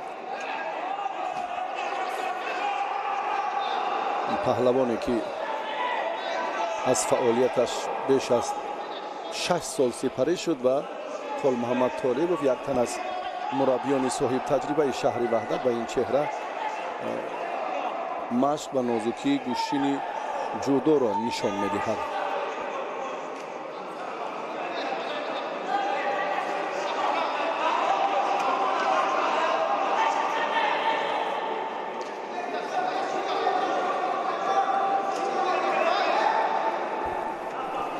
مستقیم امینوف با SMS پیامک ها اعتبار می‌دهد. شاگردانی که به کمال رسانید ایام نورسی و بعدا هم غرور جوانی آنها هم اوج تازه گرفت و باز پهلوانان ازبکستان رو اینجا منظوری ما کردند و طاهر جان طاهرов بعدیانی که همکسبان فیضلی با او کمک کنند انتظار می شود که حریفش به میدان بیاید. جونیبک لایق زوده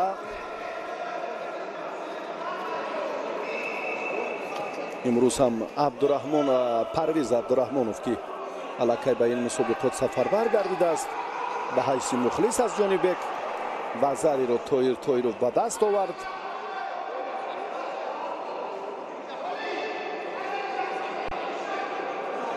باز هم ادامه مسابقات در پیش از 2 دقیقه دیگر حالا در اختیار دارند. فیضعلی روسی بی‌مداری خود را نشان می‌دهد. شاید بعد کمک دوم رو هم از این دور آزاد کنند. این هم طلبی نظام نامه مسابقات است. اگر وقت طول کشد بله خود داور مسابقات هم حق دارد که راجع به حل این مسئله خلاصه عمیق خود را برآورد.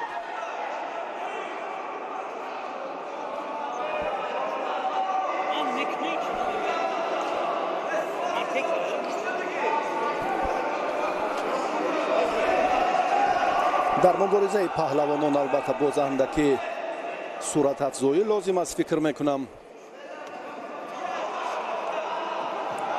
ادامه تلاش پهلوانان در رفت مسابقات باز جالبتر می شود.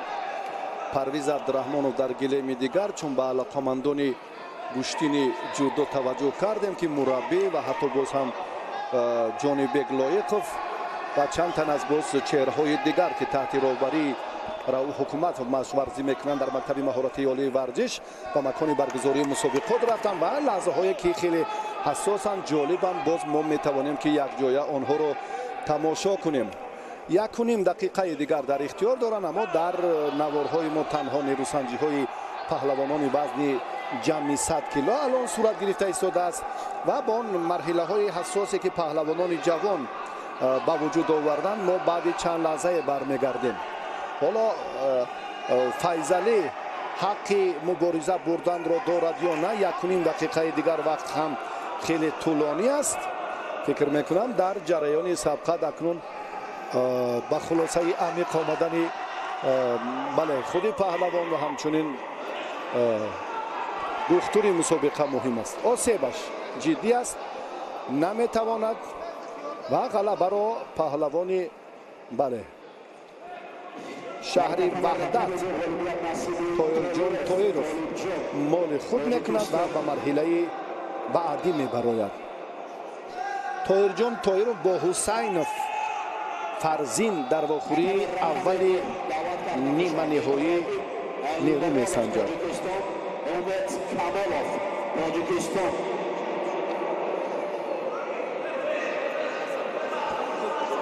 Na tatavi номер 2 приготовится Джамбул Киргиналиев из Казахстана. Мансур Рахмонов. وزنی که از 146 کیلو هم زیادتر است. امید رو در نظر دارم. امید کمالوف در دوره اول آزاد بود. پهلوان ناحیه 5 ورزشگری گران وزن و ابراهیم المرادوف با تخلص آن در تاجیکستان مشهور است. پهلوان امید بخش تحت راهبری رزق‌الدین رجبوف تمرین میکند. امید کمالوف از ناحیه 5 است. اصلا پهلوان مردمی به حساب می رود اما در چمپیونات های کشور در سامبو در گشتین ملی و در گشتین جودو هم چند بار صاحب جایزه های افتخاری شده است و مخصوصا مدال های برنجی شیدو برای سست گشتین گرفتن هر دو پهلوان. ابراهیم را وضعیتش مشکل تر می شود اما من فکر میکنم راه پیدا می سازد. آنوی تاجیک که از خود یک ملکه و مهارت غیر مقرری را نشان دهد. برای این باید صورت افزایی کند، موازنت امید را زود گم کند، یعنی مشکلی به وجود آورد برای умед камолов наистад таваққуф агар набошад бо суръаттар ин ҳам андаке барои элмурод мушкил барои иброҳим мушкилтар аст интизор мешавад ки умед ҳаракат кунад агар ҳамин хел сурат гирад довар ба ҳар ду шидои дуюм медиҳад ин фикри ман аст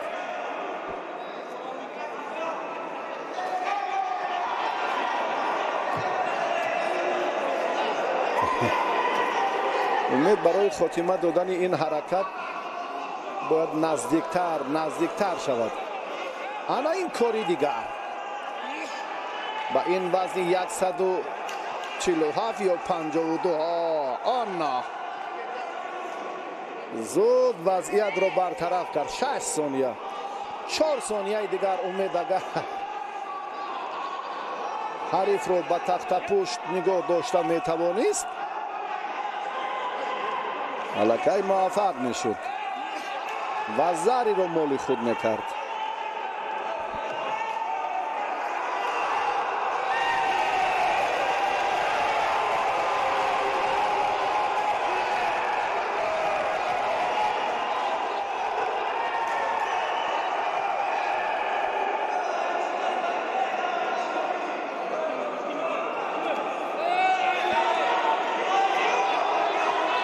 боз ҳамон ҳолати пешинаро мемонад ҳамон фурсатеро ки довар инҳоро муҷозот диҳад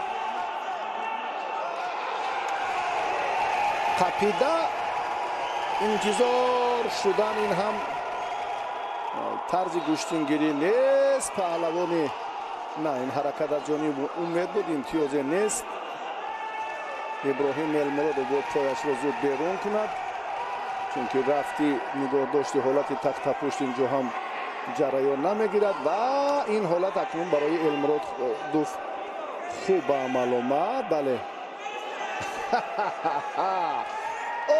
озод кадом самте хоҳад умед давр мегардад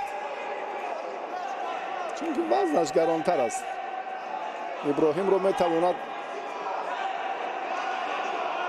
ба самти чап ё рост ҳаво диҳад ба табло ниёз дорад ба навори такрорӣ ба амали охирине ки паҳлавонон анҷом доданд умед ибтидо 6 сония иброҳимро ба тахтапушт нигоҳ дошт бале баъдан иброҳим умедро 7 сония ки ин барои ба вазари табдил ёфтани ин ҳолат албатта басандагӣ намекунад не ман фикр мекунам инҷо имтиёз нест чунки ҳаракати умед буд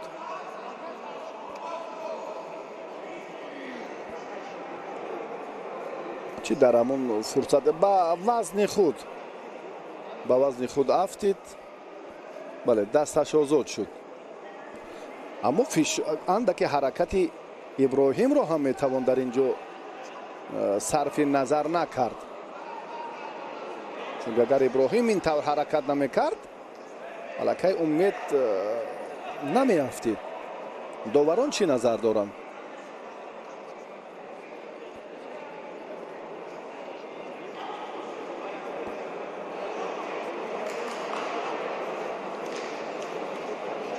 имтиёз диҳанд ё на агар дақиқияти ин амалро ҳам дигарбора тадқиқ кунем агар иброҳим ҳаракат намекард умед намеафтид доварон чӣ назар доранд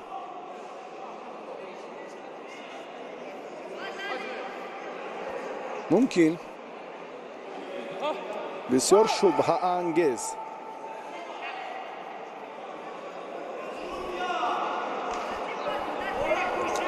баҳогузорӣ нашуд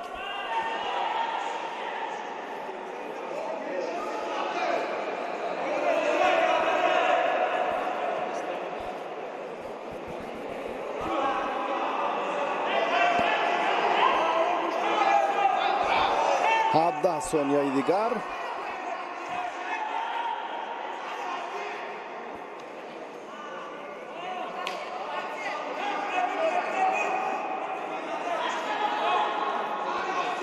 3-2-1 و کن به وقت ایلاوگی توجه می نماییم.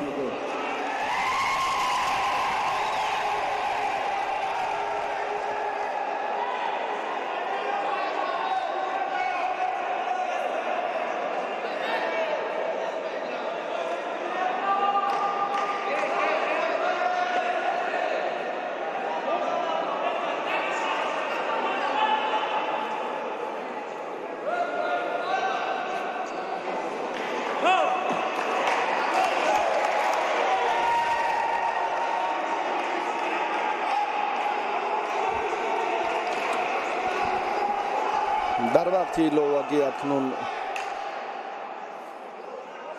پهلوانان چی کارو سامان میدهند. امید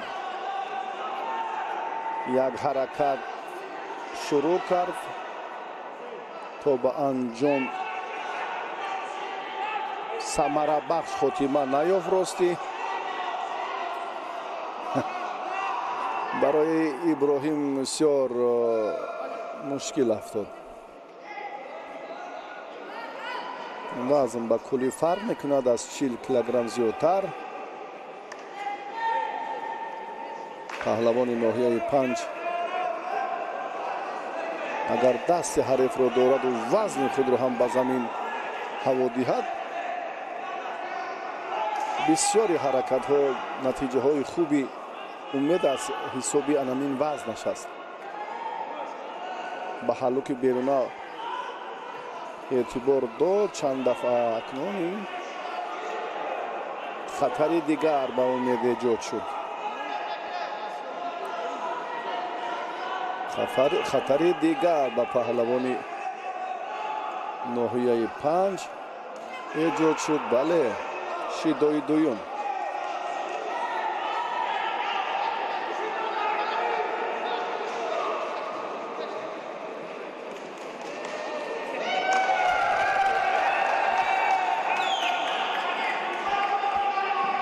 دوستان عزیز، در قدم رقم 1 اولویت نصیب فردوس نصیبک تاجیکستان. باز هم شید و پهلوان کبوتپوش رو تهدید میکند. راستی تقدیر این نیروسنجی رو هم فکر میکنم همون مجازات های پای در پای حل و فصل میسازد. بله، تشکر. این گفته های ما رو هم دقیقاً فریدون استاپیروف تصدیق کرد. سیومین شید رو به امید کمالوف دادن و ابراهیم المرادوف غلبه رو به دست آورد و به واخوری نیمانی های برد. جامبول تورگینالیف قزاقستان، منصور رحمانوف تاجیکستان.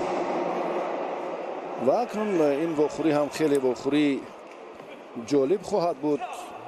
منصور رحمان، جوان 20 ساله تاجیکستانی، با تورگینالیف جامبول میدانداری میکند. منصور پهلوانی خیلی جوان است، قامت بلند. اکنون از حسابی اشتراک در قهرمانی جهان میانی جوانان در چمپیونات آسیا مسابقات مختلف تجربه خود رو هم مکمل میکند. اما حریفش تورگینالیف از حساب وزنش و تجربه و تسلیتش با کلی فرق میکند. منصور همون اکنون باید جدیتر اینجا هم برفتی سبقت اعتبار دهد، چون که ما دیدیم که تورگینالیف خودبدینوف را چگونه شکست داد. حتی از همون حالت راست بودن یک عملی سری وقتی رو هم انجام داد و این پام بهاگذاری شد در مقابل خودبدینوف. منصور رحمان هم در دیداری اول پهلوان دیگری تاجیکستان نیکبخت‌زاده نیکروز رو هم با آسانی دچار شکست کرد و به واخوری 4-1 نهایی آمد. بسیار منصور، آفرین. خوب دفاع کرد. استفاده همین اصول از جانب ورزشگر قزاقستانی بسیار خطر زیاد دارد.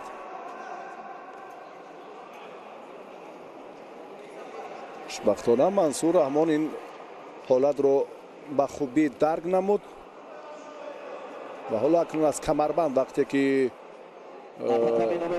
می‌دارد باید به احتیاطکارانه مناسبت عمل کند.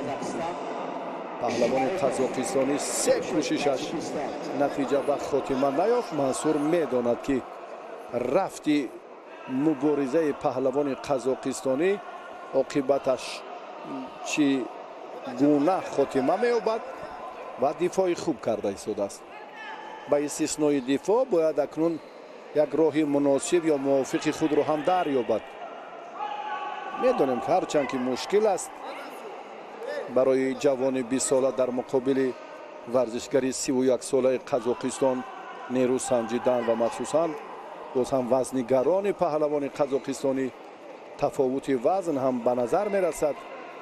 یک لحظه دیدید که چگونه کسبیت گفتیم که اگر هوشیاری رو منصور از دست میداد الکی سه حالتی خیلی خطر را محبوب تاجیکستانی جوان 20 ساله کبودپوش برطرف کرده.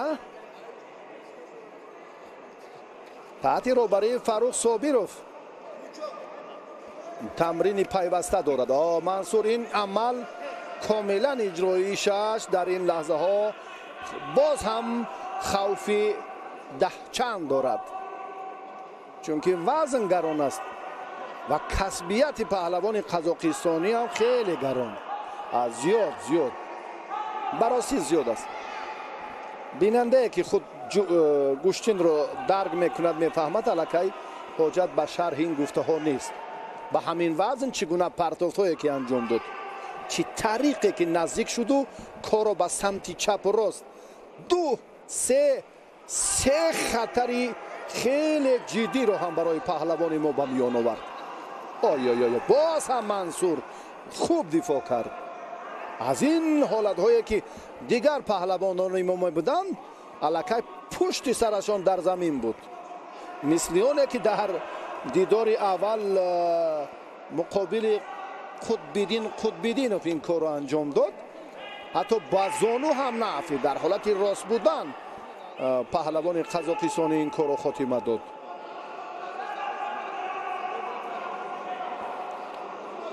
خیلی صاحب تجربه است و از جهت آمادگی جسمانی هم قوی است. نزدیکتر نشود فکر میکنم منصور، نزدیک اکنون برایش خطر ایجاد میکند. اندکی دورتر و بعدا حرکت های زیاد و پیش. به همین وزن چگونه گوشتین میگیرد پهلوان قزاقستانی.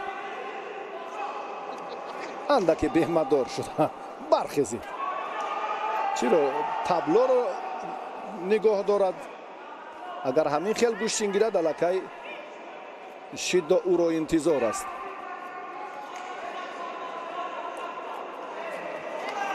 داور از جمهوری ازبکستان، داور درجه بین المللی است. منصور رحمان کمربند رقیب را بسیار هم این اصول دوست داشته منصور رحمان است. هرچند ما هم گویم یا نگویم خواه ناخواه در فرصت مناسب منصور جوان این کار را انجام می‌دهد.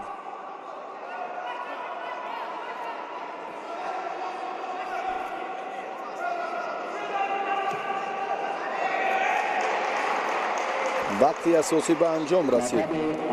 نوروز کریمزاد ثانیه سنج منصور رحمان اشاره دارد که احتیاط کنید. صدا گاه هم به گوش می رسد. نزدیکی می تواند که منفیت آورد. نگاه داشتی فاصله نزدیک شدن، اما از خطر هم دور نیست. چون این لحظه ها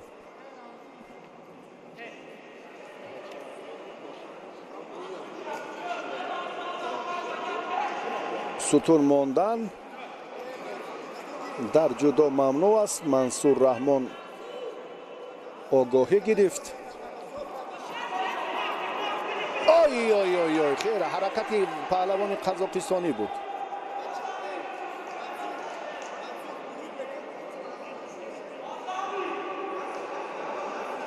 و مقاومت ورزشگری ما هم خیلی خوب.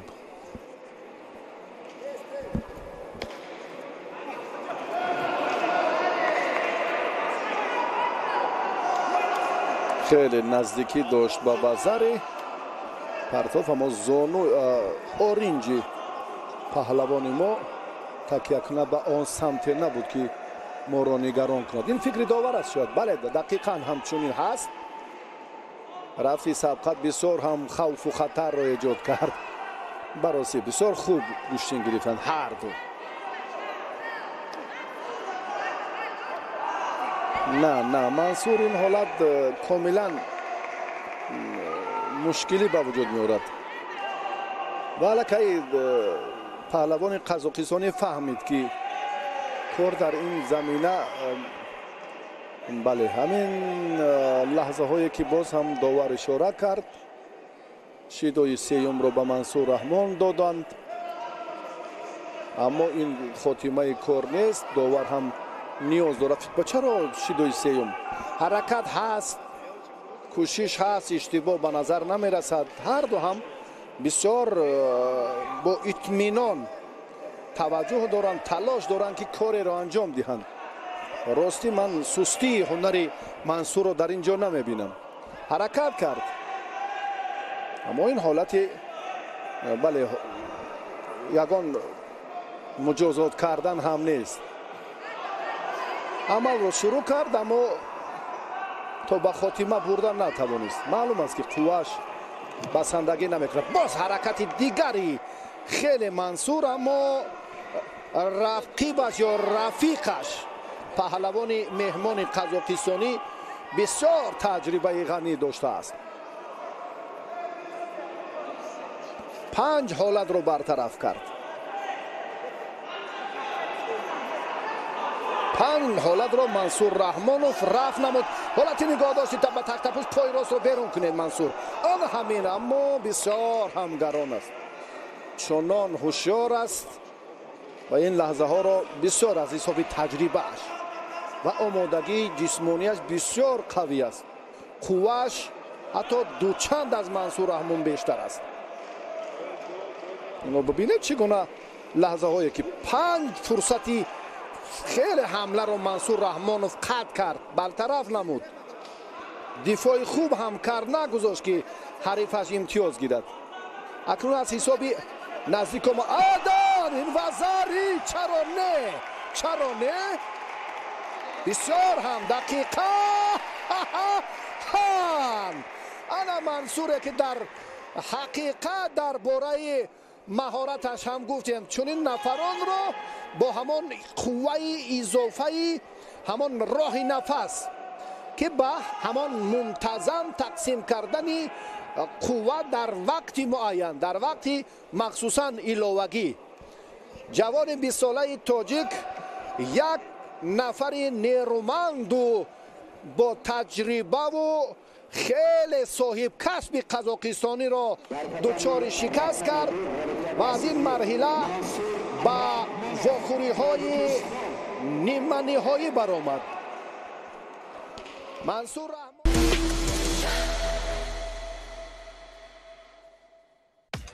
Coca-Cola Zero Sugarinal.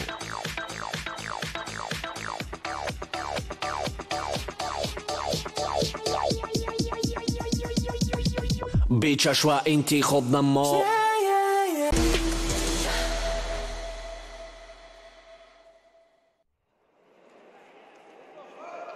Татами номер 2 приготовится Азизбек Авасмурадов, Узбекистан, Ласим, Иран.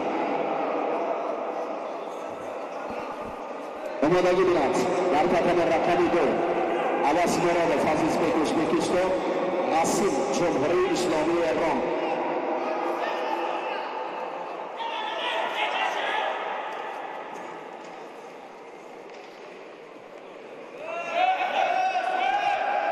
Tatami raqami یک آمادگی بینند. عبدالرحمانov پرویز تاجیکستان، انور زاده امام رضا تاجیکستان.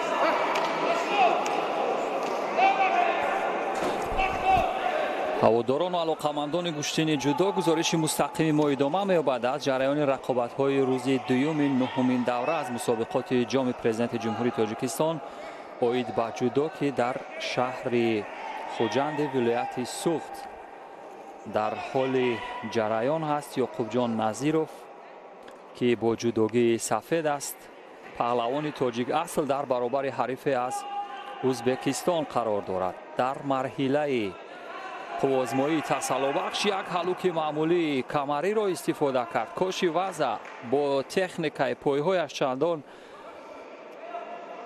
самарабор набуд, вагарна ҳамоҳангии камар бо фунуни пояш метавонист ки як ҷазобияте дар ҳамон амалкардаш дар бахши саропо ба миён биёварад, аммо муваффақ нашуд.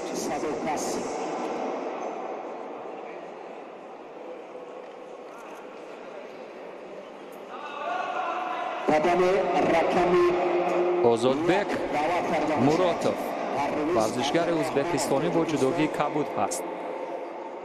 муродов дар марҳилаи чаҳорякниҳоӣ шикаст хӯрд аз Кароматулло Ҳакимов, паҳлавони номошнои тоҷик, ва Кароматулло Ҳакимов дар марҳилаи ниманиҳоӣ ҳаст.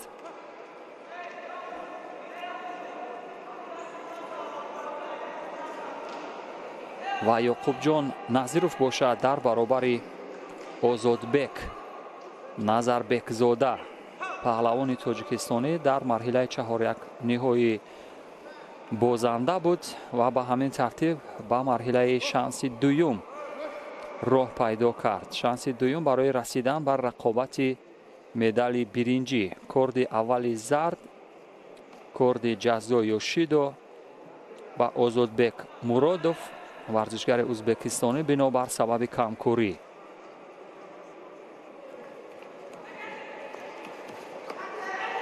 ёқубҷон ҳам замони ҳирфаияташ дар даврони наврасӣ ва навҷавонӣ хеле дурахшон буд. акнун ки ба тими миллии ҷудои Федератсияи Россия пайваста аст, бояд қудрату тавоноӣ ва ҳамон авҷи ҳирфаияти як варзишкорро дар ҳамин син рақам бизанад. аммо то куҷо муваффақ мешавад, инро вақт нишон хоҳад дод.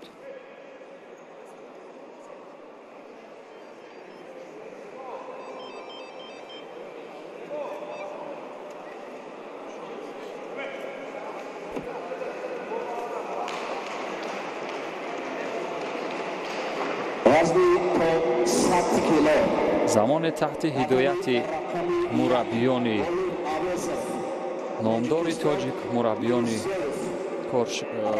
корозмудаи тоҷик тамрин мекард ёқубҷон ва феълан дар Федератсияи Россия тамрин мекунад. усулҳоро яке пайи дигари мавриди истифода қарор медиҳад, аммо дар баробари Муротов чандон муваффақ намешавад. ёқубҷон дар сурати пирӯзӣ шанси дарёфти рақобат барои ба даст овардани медали биринҷиро хоҳад дошт.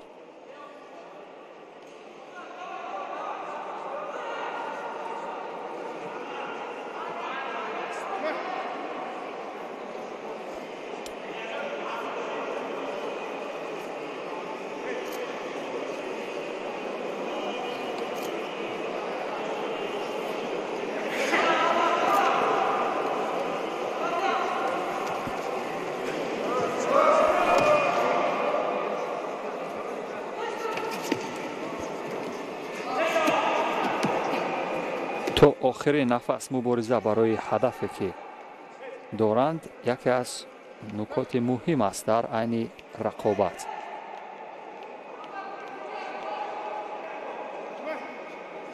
мустақим аминов ҳам довари дараҷаи ҷумҳуриявӣ ин рақобатро доварӣ дорад ва дастури шурӯи дигар бораи рақобатро ҳам дод. партобҳои саропо аз сӯи ёқубҷон пайваста мавриди истифода қарор мегиранд, аммо ба ҳадде ки зарурат бошад ба ҳамон ҳад намерасанд. бори дигар ҳам ипонси оянаге ба ин тартиб ба иҷро даромад. яке аз усулҳои ҷазоб дар иҷрои ёқубҷон назиров ба самти чап иҷрои ипонси оянаге кард ва муваффақ шуд. усуле ки пайваста дар мадди назараш буд, бисёр хуб онро мавриди истифода қарор дод ва билохира муваффақ шуд ва ёқубҷон назаров ҳарифе аз ӯзбекистонро дар рақобати радабандӣ аз ҳадди роҳ бардошт ва ба марҳилаи рақобат барои ба даст овардани медали биринҷӣ рохат хоҳад гирифт. ёқубҷон назиров паҳлавони номошнои тоҷик асл бубинед чӣ гуна ба самти чап усули бисёр дидании сеоянагеро истифода кард ба қудрати дастон ва сари шона ба ин тартиб бубинед чӣ ҷазобияте дар усули сеоянаге ҳаст ки усули диданӣ ва ҷазоб ҳаст. ба ҳамин тартиб ёқубҷон назиров барои ба даст овардани медали биринҷӣ талош хоҳад кард.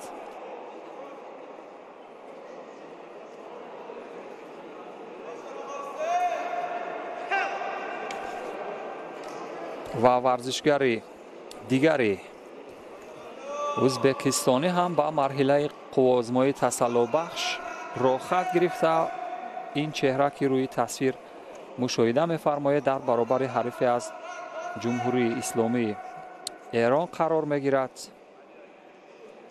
қосим дар қадами рақами 1 абдурахмонов ғолибиятро ба даст меорад.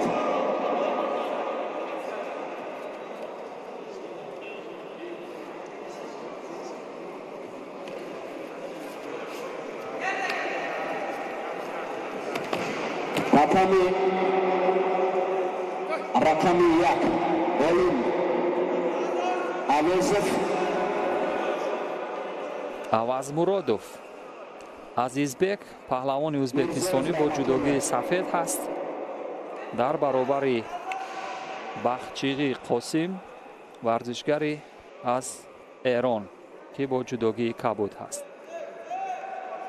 дар бахши кор дар замин ҳаракоти бисёр ба мавриде аз сӯи азизҷон сурат мегирад. азизбек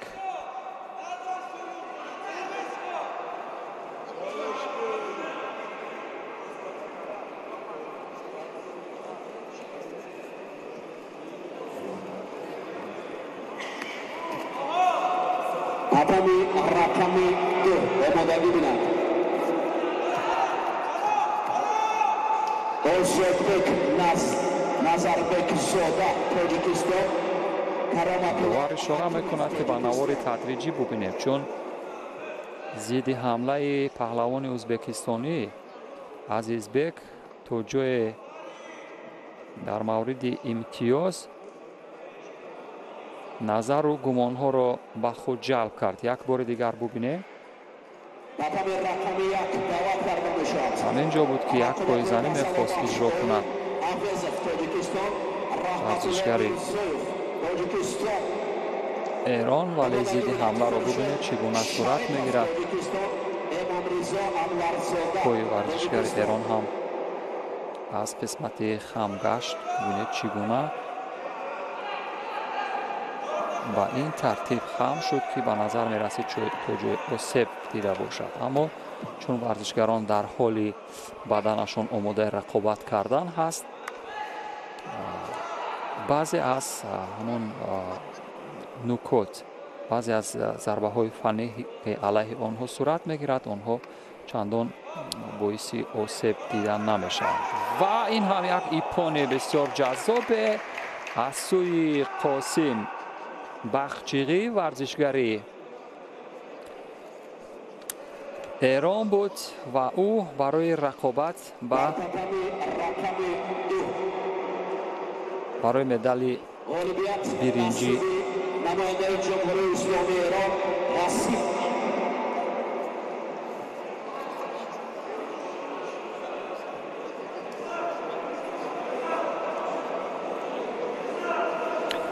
نوارهای آهسته را ببینیم چگونه قاسم توانست که با زور فیزیکی یا قدرت و توانی که در هسته اش است ببینید هیچ اصول اجرا نکرد، برعکس بر همان حرکاتی که ورزشگری ازبکستان داشت میخواست پایزنی کند فقط کنترل کرد او را و به همین ترتیب یک ایپون سریع دیگر در اینجا رقم خورد. به همین ترتیب رقابت های رده‌بندی یا تسلی بخش را که مشاهده کردیم قبل از انجام وقت اساسی به پایان رسیدند.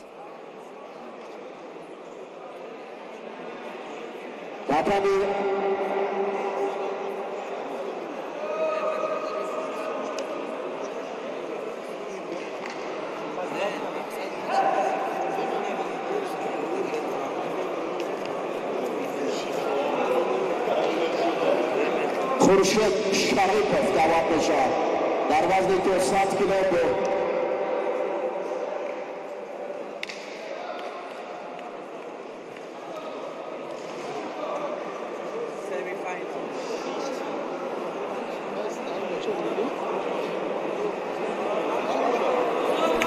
اینک مرحله نیمه نهایی رقابت ها دوستان عزیز جایی که این چهره ها کرامت الله حکیموف پهلوان ناماشنای تاجیک در برابر حریف با جودوگی سفید به صحنه رقابت خواهد برآمد.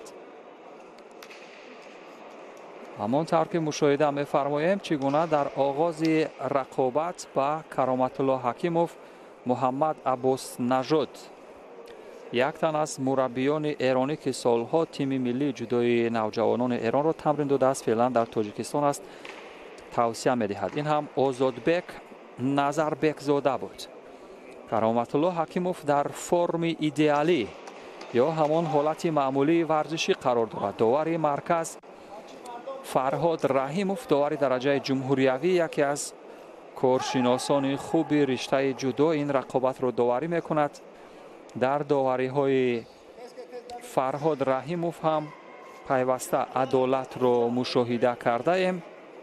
آزادبک هم ورزشگری ناماشنای دیگر تاجیک اصل تیم ملی فدراسیون جودوی فدراسیون روسیه را از سر راه برداشت. در مرحله 4-1 نهایی نظیروف یعقوب جان از دست این چهره بازنده شد و کرامت الله حکیم باشد کار شایسته در مرحله 4-1 نهایی کرد. ورزشگر ازبکستانی آزادبک مراتوف که یکی از مدعیان به شمار می رفت در مرحله 4-1 نهایی از دست کرامت الله حکیموف ناکام شد یا بازنده شد. به همین ترتیب یکی از امیدهای مدال طلا در دسته وزن 90 کیلوگرم کرامت الله حکیموف می باشد و ببینیم که اتفاقات بعدی که خواهند افتید چگونه خواهد بود. یک لحظه هم تنفس یا توقف دیده می شود. مخلصان و هواداران پیوستگی جودو هم از سالن برگزاری مسابقات مجمع قصر ورزشی شهر خوجند ولایت سوخت از نزدیک این رقابت ها را پیگیری و تماشا و تشویق می کند.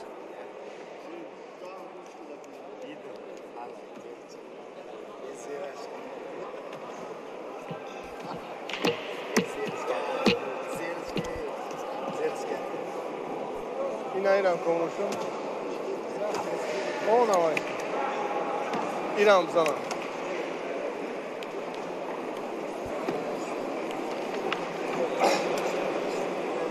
Bu akar. Şey tahtada geldi kanda geçeceğim kelime. İnan de sana.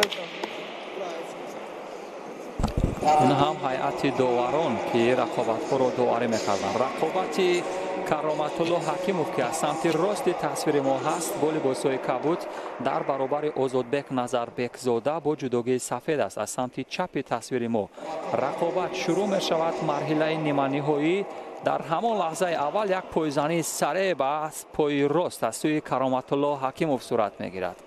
کرامت الله حکیموف در بخش سراپا ببینید چگونه قدرت و توانمندی خوبی از خود به نمایش میگذارد، ولی این چهره نورسته یا پدیده نو شاید در رقابت‌های بین المللی باشد.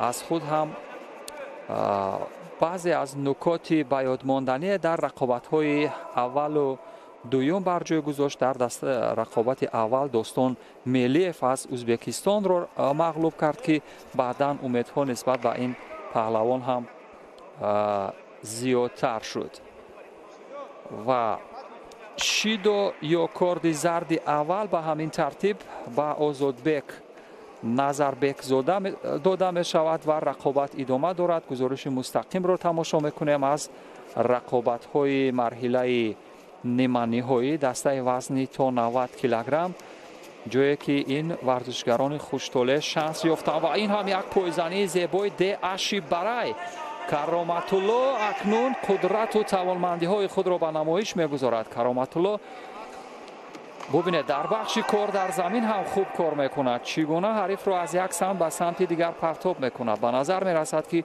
قدرت و توانمندی های سالهای پیش کرامت الله پای برجا باشد. 28 سال سن دارد کرامت الله حکیموف و اشتراکچی چند مرحله از رقابت‌های بین المللی هم هست.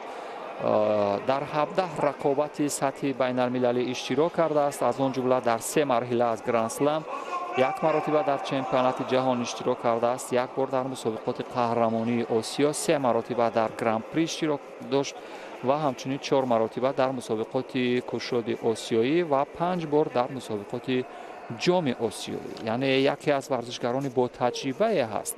در حرفیتش با ورزشگران نامی اشتراک کرده است در رقابت‌های جهانی. در جام پرزیدنت جمهوری تاجیکستان هم خوب ظاهر می شود، با یک وزری در حال به پیش رفتن است در برابر ازودبک نظربک زاده. این چهره پهلوان نوکار کارد دوم زرد را میگیرد. با سبب کمکاری و برتری کرامت الله زیاد می شود. اگر بخواهد که کار را پیشتر تمام کند، پس یک اجرای اصول، یک ضربه فنی دیگر کرامت الله را در مرحله نهایی رقابت ها خواهند دید. پایهای دراز دارد، از این رو از مسافه دور می تواند که اصول مورد نظرش را اجرا کند.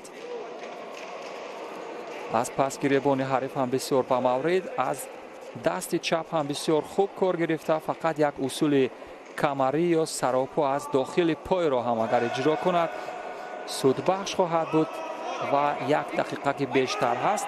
به همین ترتیب اصول های او چیمت را می توان یک چرخش داد حریف را. ورزشگرانی با اقتدار با قدرت فقط می توانند در برابر اصول های هلوک داخلی حریف عمل کرد یا یک جوابی به مورد بگردانند. پایزنی ها هم زیاد و یک بار دیگر اصول کمری و برداشته. ببینید جواب هم صورت گرفته سوی نظربک زاده.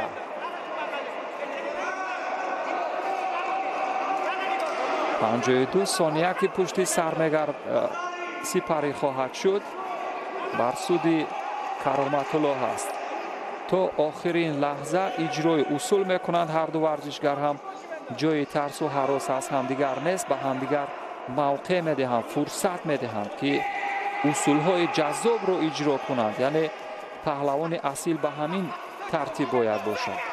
و این هم یک حمله دیگر از سوی ازودبک بود و راه فرار از حمله های حریف. در بخش کار در زمین تا کجا تجربه دارد ازودبک و موقعیت هم نبود برای کنترل حریف و تحت پوش یا اسیکومی وضع. مقرراتش چندان کافی نبود. مربی هم نگران هست. ثانیه‌های پایانی فقط راه فرار از حمله‌های حریف. به همین ترتیب وقت هم به پایان میرسد. کرامت الله حکیموف در یک قدمی رسیدن به مرحله نهایی است. برای به دست آوردن جام پرزیدنت جمهوری تاجیکستان یک کوشش فرار از حمله حریف به همین ترتیب مبارک باشد. کرامت الله حکیموف ورزشگری که با اقتدار شروع کرد مرحله مقدماتی را و در رقابت مرحله نیمه نهایی هم در برابر آزادبک نظربک زاده پهلوان دیگر تاجیکستانی برنده شد. به مرحله نهایی رفت. حریف او پس از چند لحظه دیگر مشخص خواهد شد. کرامت الله اکنون توانمندی خود را بار دیگر به ثابت رسانیده بود و یک مرتبه در یک صحبت رویارو گفته بود که امیدوارم اثبات کنم که با باوری و اعتماد هواداران و علاقمندانی که نسبت به بنده دارند اثبات کنم که یعنی قدرت و توانمندی من هنوز پای برجاست و میتوانم برای دستاوردهای شایسته مبارزه برم. به همین ترتیب ببینید چگونه داعشی برای یک پایزنی به مورد صورت گرفت. تعادل حریف به همین ترتیب برهم زده شد. ابتدا از داخل پای حریف و بعدا و قسمت بیرونی پای چپ پای حریف یک ضربه موافق زد. تعادل حریف برهم زده شد و به همین ترتیب کرامت الله حکیموف برنده شد. اینجا هم عملکرد خوب ابتدا از سوی کرامت الله بود. بعدا حریفش هم یک به سمت مقابل پرتاب کردن رو هم ببینید به این ترتیب استفاده کرد ولی وزری اینجا داده نشد چون هر دو هم یک ضرب به بالای تتمی افتیدن. به همین ترتیب به کرامت الله حکیموف و هواداران و علاقمندانش مبارک باشد. و این هم مرحله نیمه نهایی رقابت دوم هست. پهلوان قزاقستانی با جداگی کبود در برابر حق نظرов پهلوان تاجیکستانی رقابت خواهد کرد. برنده این رقابت به فینال خواهد رفت و برای به دست آوردن جام پرزیدنت جمهوری تاجیکستان در همین روز رقابت خواهد کرد. حق نظرов با جداگی سفید هست. پهلوان ناماشنای تاجیک در برابر ارمخان انوربکوف. شاید انوربکوف باشد. ارمخان انوربکوف ورزشگر قزاقستانی با جداگی کبود هست. داور هم همانو فرهاد رحیموف.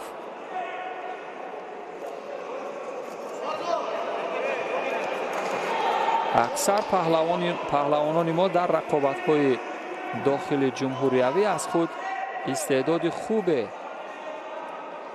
به نمایش می‌گذارند، اما در رقابت‌های بین‌المللی و تعبیر مربیان کارشون آمد نمی‌کند چندان. و مثل حق نظرov که در رقابت‌های داخل جمهوریوی در مسابقات برای به دست آوردن مکافات‌های عالی و شاه جایزه‌ها در رقابت‌های داخل جمهوریوی از خود درک می‌دهد، قدرت و توانمندی خود را به نمایش می‌گذارد، ولی در رقابت‌های بین‌المللی چندان شایسته هنرنمایی نکرده است.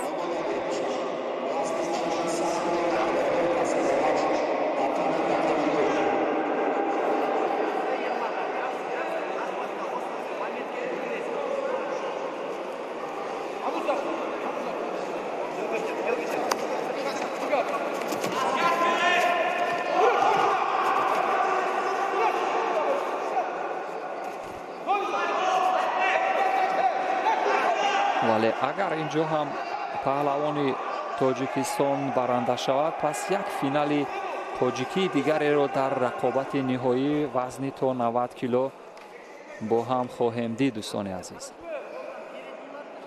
و در این سال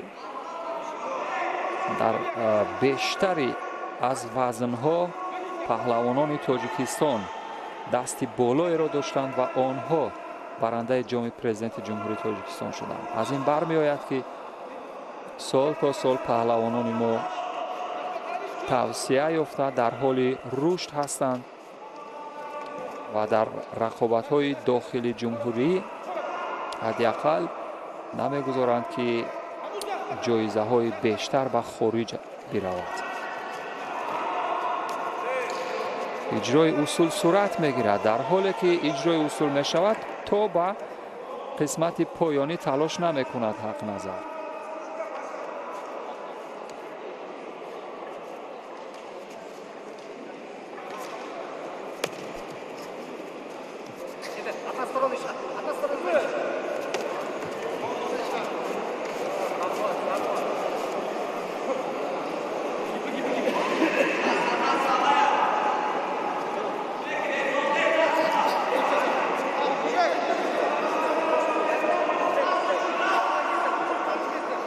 шояд осебе ба дасти ҳақназар расида бошад. ба ҳамин тартиб ҳақназар ба пизишк муроҷиат хоҳад кард. ин ҳам мураббии варзишгари қазоқистонӣ ки ба шогирдаш тавсия медиҳад.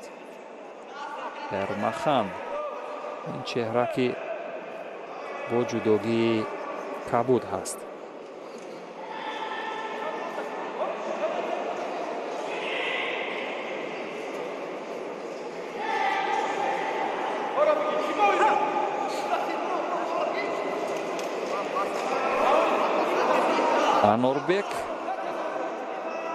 Анурбеков Ермахан, варзишгари қазоқистонӣ ки дар ирфаияташ ин аввалин рақобатро таҷриба мекунад дар рақобатҳои байналмилалӣ, чун дар корномааш дида намешавад ки дар саҳнаи рақобатҳои байналмилалӣ ягон дастоварде аз худ бар ҷой гузошта бошад.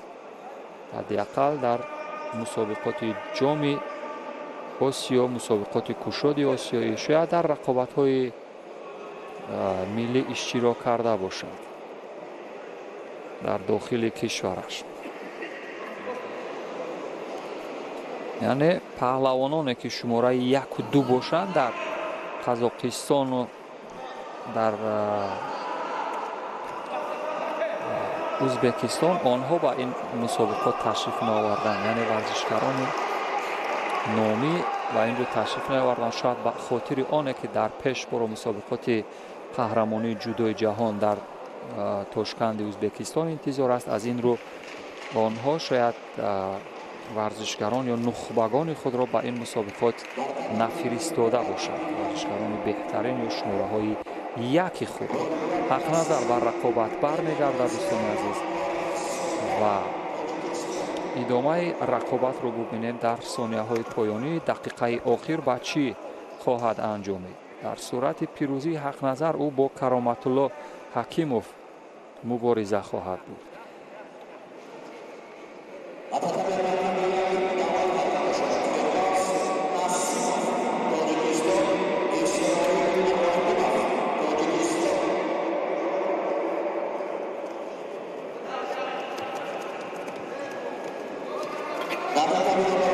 иҷроҳои усул аз сӯи паҳлавони мо бештар аст. дӯстони азиз,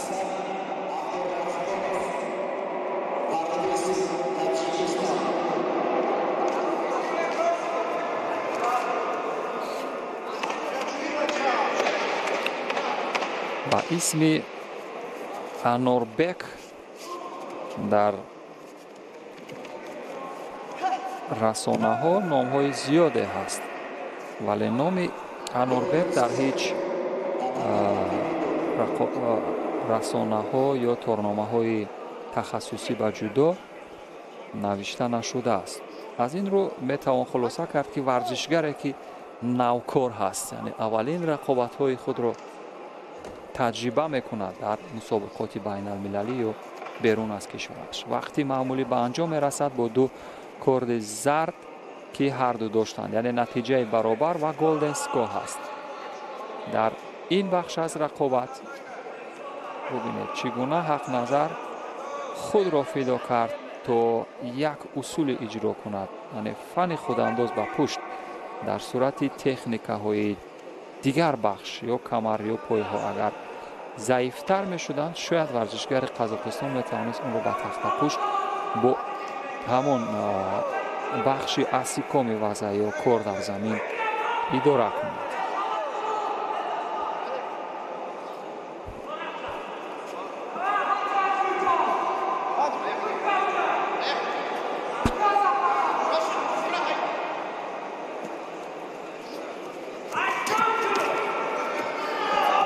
بالاخره اجرا میکند اصول پرتوبی خودانداز به پشت رو، ولی ورزشگر قزاقستان اکنون در بخش شیمه وزن یا همون اصول خفه کردن خواست که کار بکند ولی موفق نشد.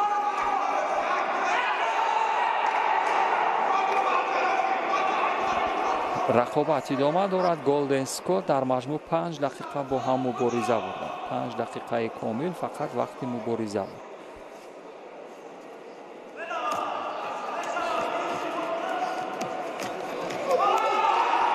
بالاخره و ضرب به همین ترتیب یک فینال تاجیکی را در دسته وزنی تا 90 کیلو خواهیم دید. سمت چپ همون و همون سمت بخش فنونه که قبل از این پهلوانی ما کرامت الله به همون ترتیب هم بارها اشاره توجه کرد و موفق شد. به همین ترتیب حق نظرов هم برنده شد. خوب می شود اگر نوارهای تدریجی رو ببینیم، این صحنه های آهسته رو و بعد به رکلام بگذاریم. به همین ترتیب ببینید چگونه موقعیت رو جست از اوسوتوگاری به مورد استفاده کرد و در این بخش از رقابت برنده شد. ببینید چگونه جذابیت. به همین ترتیب یک فینال تاجیکی برای هواداران و علاقه‌مندان جودو مبارک باشد. این شام کرامت الله حکیموف در برابر حق نظرов در فینال برای به دست آوردن جام پرزیدنت جمهوری تاجیکستان در دسته وزنی 90 کیلو مبارزه خواهند کرد.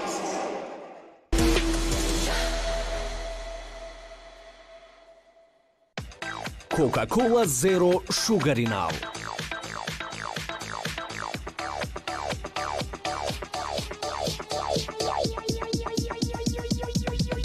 бечашва интихоб намо. Big Sanders бургери калонест иборат аз 3 стрипс, панири дукарата ва сабзавоти таро тоза ки дар зери соуси махсус дар булочкаи бриош тайёр карда шудааст. Танҳо дар KFC. It's a kind of magic.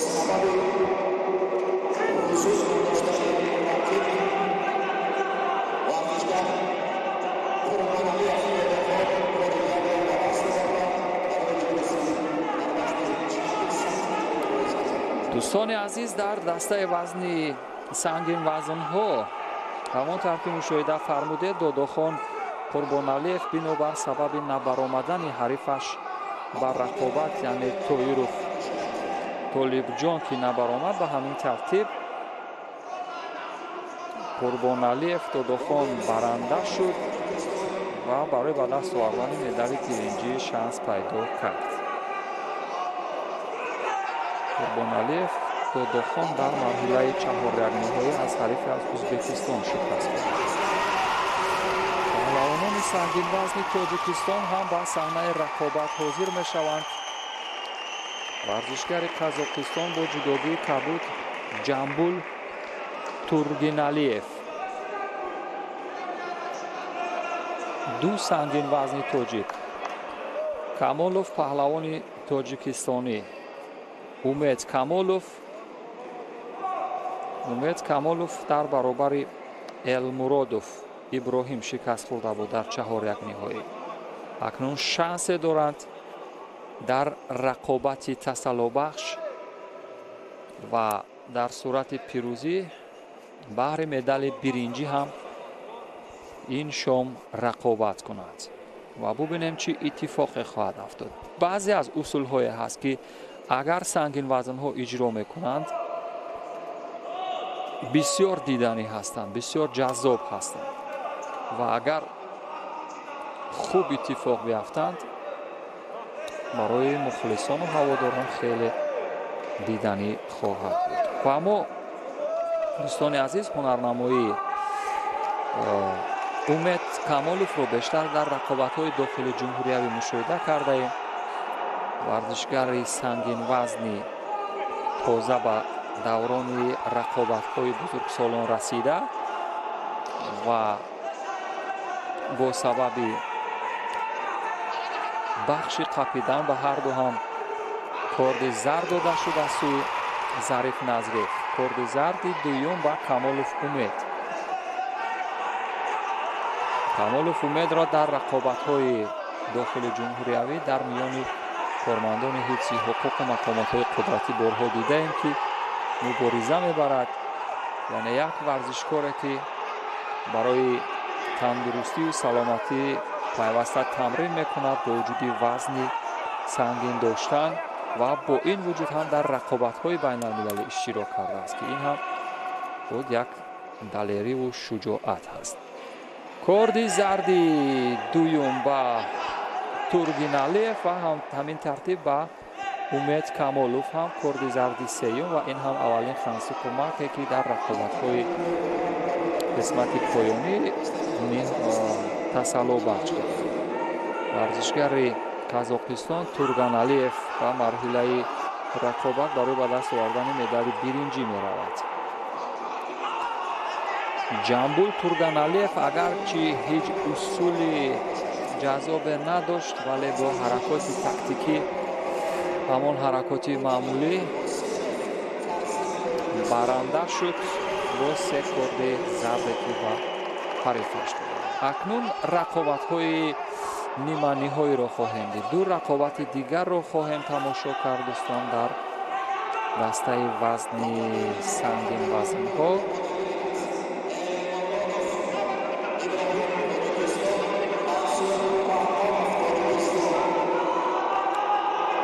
иброҳим Элмуродов бо ҷудогии сафед ва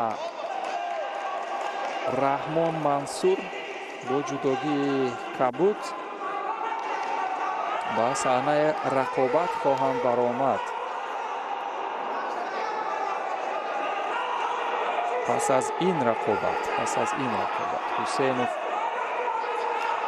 Ҳусейнов бояд бо ҷудогии сафед барояд ва Торух бо ҷудогии кабуд ва Иброҳим Элмуродов дар баробари Раҳмон Мансур дар рақобати дигар мубориза хоҳад буд. Ҳусейнов Фарзин варзишгари тоҷикистонӣ бо ҷудогии сафед аст. ҳамовари ӯ ҳам ҳаст тоҷикистон аст. Толибҷон Тоиров варзишгаре ки бо ҷудогии кабуд ҳаст. ҳарду ҳам аз тоҷикистон ҳастанд. дар дастаи сангинвазнҳо номнавис шуданд. идовар мешавам ки Ҳусейнов дар рақобати даври чаҳор якниҳоӣ Қурбоналиев Додохонро мағлуб кард. Додохон ки варзишгари ӯзбекистониро мағлуб карда буд. яъне Додохон ҳарифони азалии худро аз садди роҳ бардошт ва роҳро барои навҷавонон ва чеҳраҳои нав боз кард, то ин чеҳраҳои навкор, падидаҳои навруста ба ҳирфаияти худ боз таҷрибаи дигар зам кунад. марҳилаи ниманиҳоӣ ҳаст. Ҳусейнов Фарзин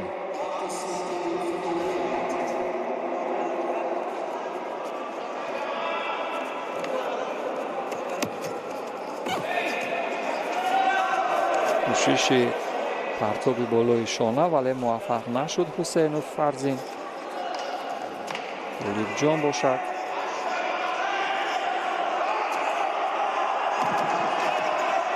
дар ҳаракоти зидди ҳамла бештар таваҷҷӯҳ мекунад, ҳамонтавр ки мушоҳида фармудем.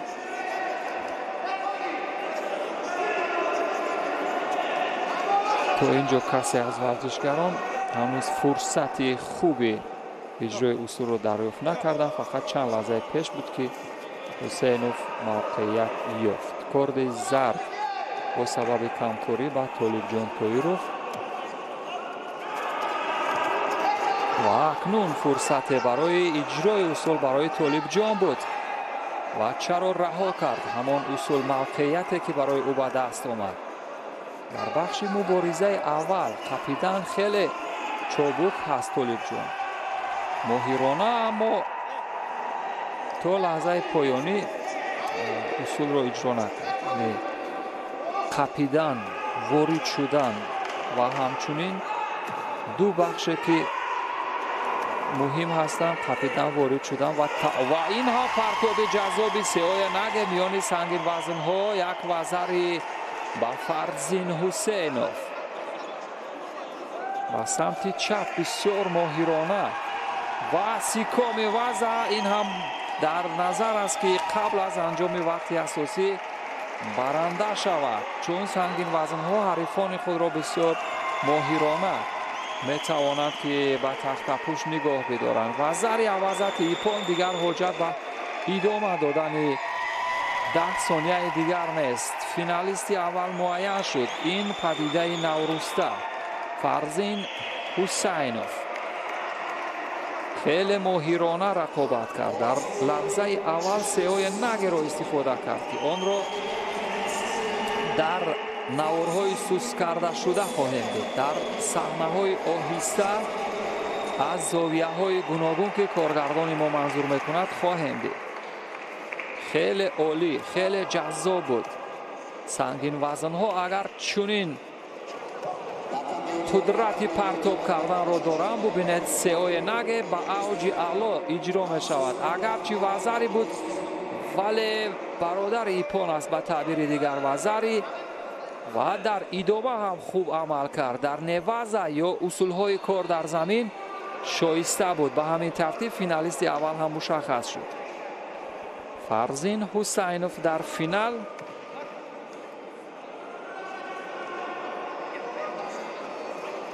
ва ғолиби ҳамин ҷуфт ки акнун дар ниманиҳоӣ рақобат мекунанд, бо Фарзин дар финал рӯбарӯ хоҳанд шуд.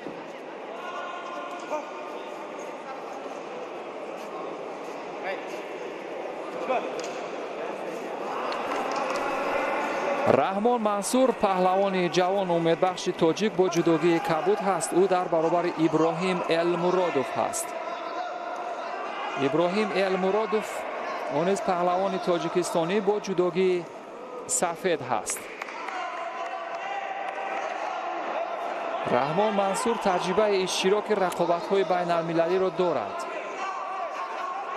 дар марҳилаҳои гузашта ҳам шоиста ҳунарнамоӣ кард. марҳилаи ниманиҳоиро бубинем чӣ гуна пушти сар хоҳад кард.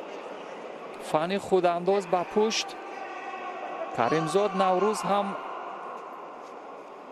мухлисӣ дорад ва ҳам тавсия медиҳад ба Раҳмон Мансур. Элмуродов ҳам варзишгари ҷавону умедбахш аст ва ҳамчунин Раҳмон Мансур ҳам. ҳарду низ ҷавонони умедбахш барои бахши сангин вазнҳо ҳастанд.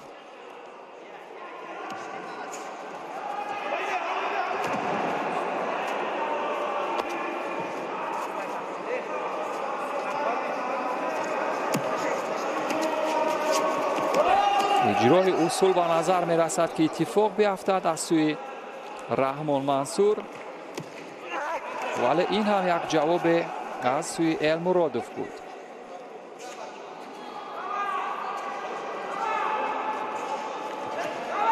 Элмуродов ҳам дар рақобатҳои навҷавонон ё наврасон тамошо кардаем ҳунарнамояшро. вале ва ин ҳам амалкарди ҷаззоби коши ваза. чӣ гуна як амалкарди хубе Раҳмон Мансур ҳам дар ҳоли расидан ба финал ҳаст. бисёр ҷолиб усули камарӣ аз сӯи Раҳмон Мансур ба иҷро даромад. шоиста буд. хеле хуб ва дар наворҳои сус карда шуда хоҳем дид ки ин коши ваза чӣ гуна истифода шуд. яъне усули камарӣ ба қудрати камар як бори дигар ҳам ба ҳамон тартиб ва ин бор ба самти муқобил хост партоб кунад. Раҳмон Мансур паҳлавони 20 солаи тоҷик در حال رسیدن به فینال مسابقات جام پرزیدنت جمهوری تاجیکستان در مرحله نهم، یعنی در نهمین دوره از مسافه نزدیک می شود. در نهمین دوره از رقابت های جام پرزیدنت جمهوری تاجیکستان پهلوانان تاجیکستانی نسبت به حریفانشان درخشان هستند. رحمان منصور در کارنامه‌اش 2 نشان برنجی از مسابقات بین المللی را دارد دوستان عزیز که به خوبی یاد داریم چگونه اتفاق افتاده بودند. در مسابقات قطعوی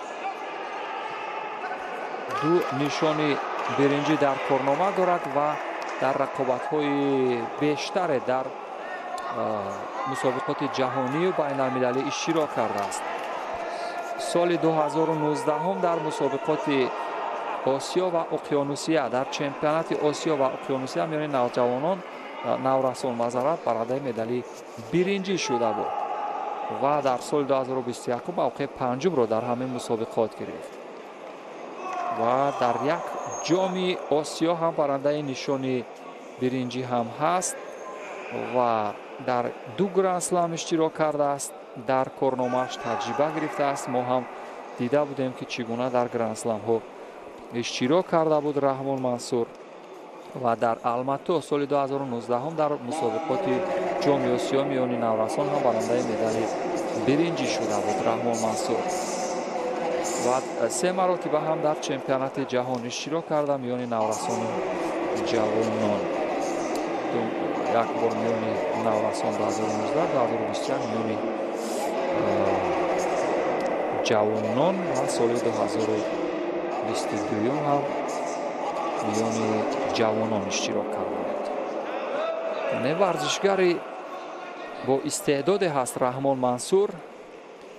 54 ثانیه تا پایان باقی مانده. رحمان منصور در حال رسیدن به پیروزی هست.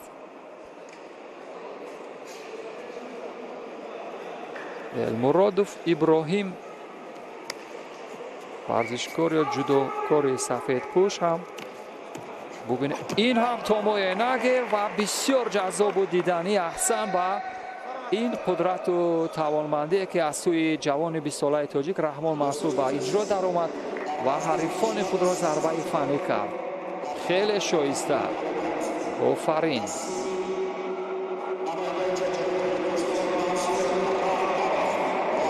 در فن تامای نگ خودانداز به پشت یا فنون خواب بسیار شایسته بود. در نوارهای آهسته خواهیم دید که چگونه این اتفاق افتاد.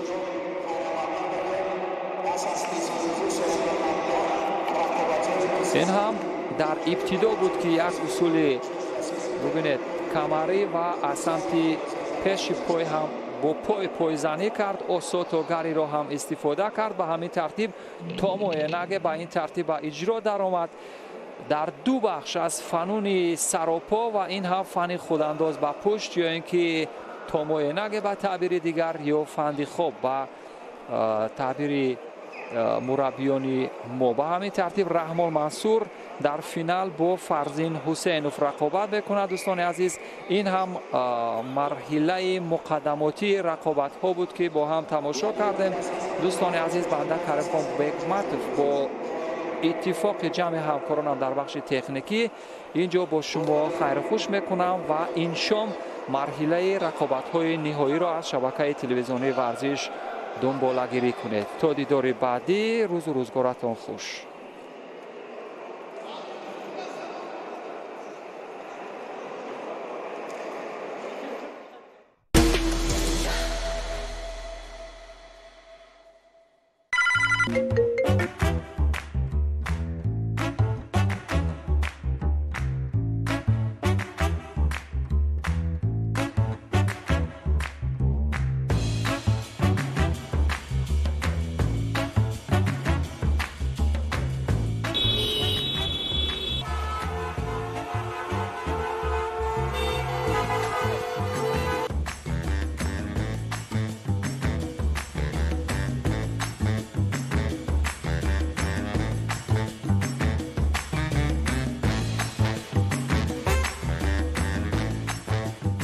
Когда работы много, а времени катастрофически не хватает, вам придет на помощь корпоративная карта Visa Business.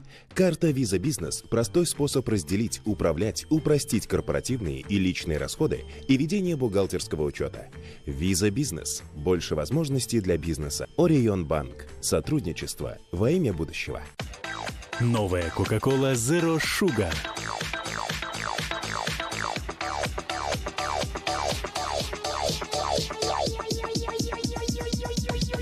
Попробуй и реши.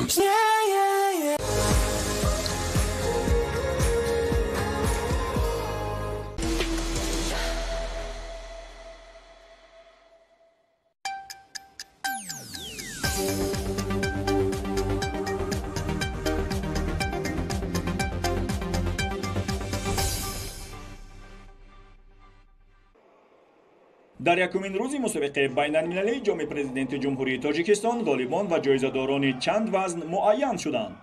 аз ҷумла мулла раҷаб халифаев намояндаи тоҷикистон ва одил ҷебов намояндаи россия ки ҳар ду ҳам тоҷиктабор ҳастанд барои ҷоми президенти ҷумҳурии тоҷикистон андари майдони рақобат шуданд ки ҳар ду ҳам варзишгарони соҳибтаҷриба мебошанд. пас аз гузашти 1.5 дақиқаи нерӯсанҷӣ ду варзишгар танҳо соҳиби яктои танбеҳ гардиданд. вақти асосии нерӯсанҷӣ бидуни имтиёз ба анҷом расида, кор ба имтиёзи тиллоӣ кашида шуд. дар замони илова шудан мулло раҷаб халифаев аз тоҷикистон фаъолтар шуда, ҳарифаш одил ҷебов ба хотири камфаъолиятиаш сеюмин танбеҳро дарёфт карда, мулло раҷаб халифаев барандаи ҷоми президенти ҷумҳурии тоҷикистон дар вазни 66 килограмм шуд. одил ҷебов бошад ба нишони нуқраи мусобиқаи байналмилалӣ иктифо кард. зинаҳои сеюми ифтихорӣ ба дилшодбек юлдошев ва штурбабин артём аз узбекистон ихтисос ёфт ки аввалии ҳамватани худашро бо ибҳони зебое шикаст дода, дуюмӣ шаҳбоз саиду аброровро дар нерӯсанҷӣ барои зинаи сеюм шикаст дод. ҳамчунин дар вазни 81 килограмм варзишгари машҳури тоҷик ҳамроз раҷабов ба финал баромада, дар финали ин вазн бо ҷудокори эронӣ маҳдӣ фатҳи пурардал нерӯ санҷид. ҳамроз раҷабов аз оғози рақобат фаъол буда, чандин бор бо истифодаи усулҳо ҳарифро ба замин афтон, вале бидуни имтиёз буд.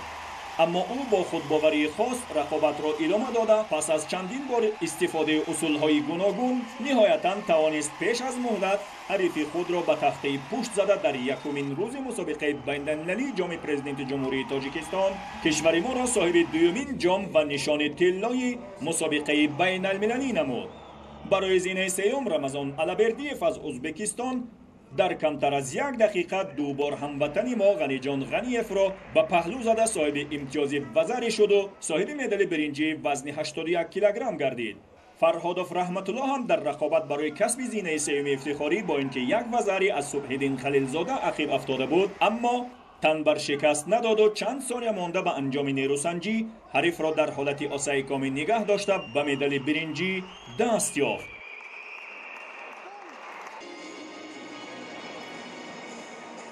дар рақобатҳои миёни бонувон шоҳида қаландарова ва аҳлия муминова барои медали тиллои вазни то 57 килограмм ба майдон баромаданд. ду бону ки аз шеваи ҳамдигар огоҳӣ доштанд, натавонистанд соҳиби имтиёз шаванду дар ниҳоят аҳлия муминова сеюмин танбеҳро дарёфт карда, шоҳида қаландарова ғолиб гардид.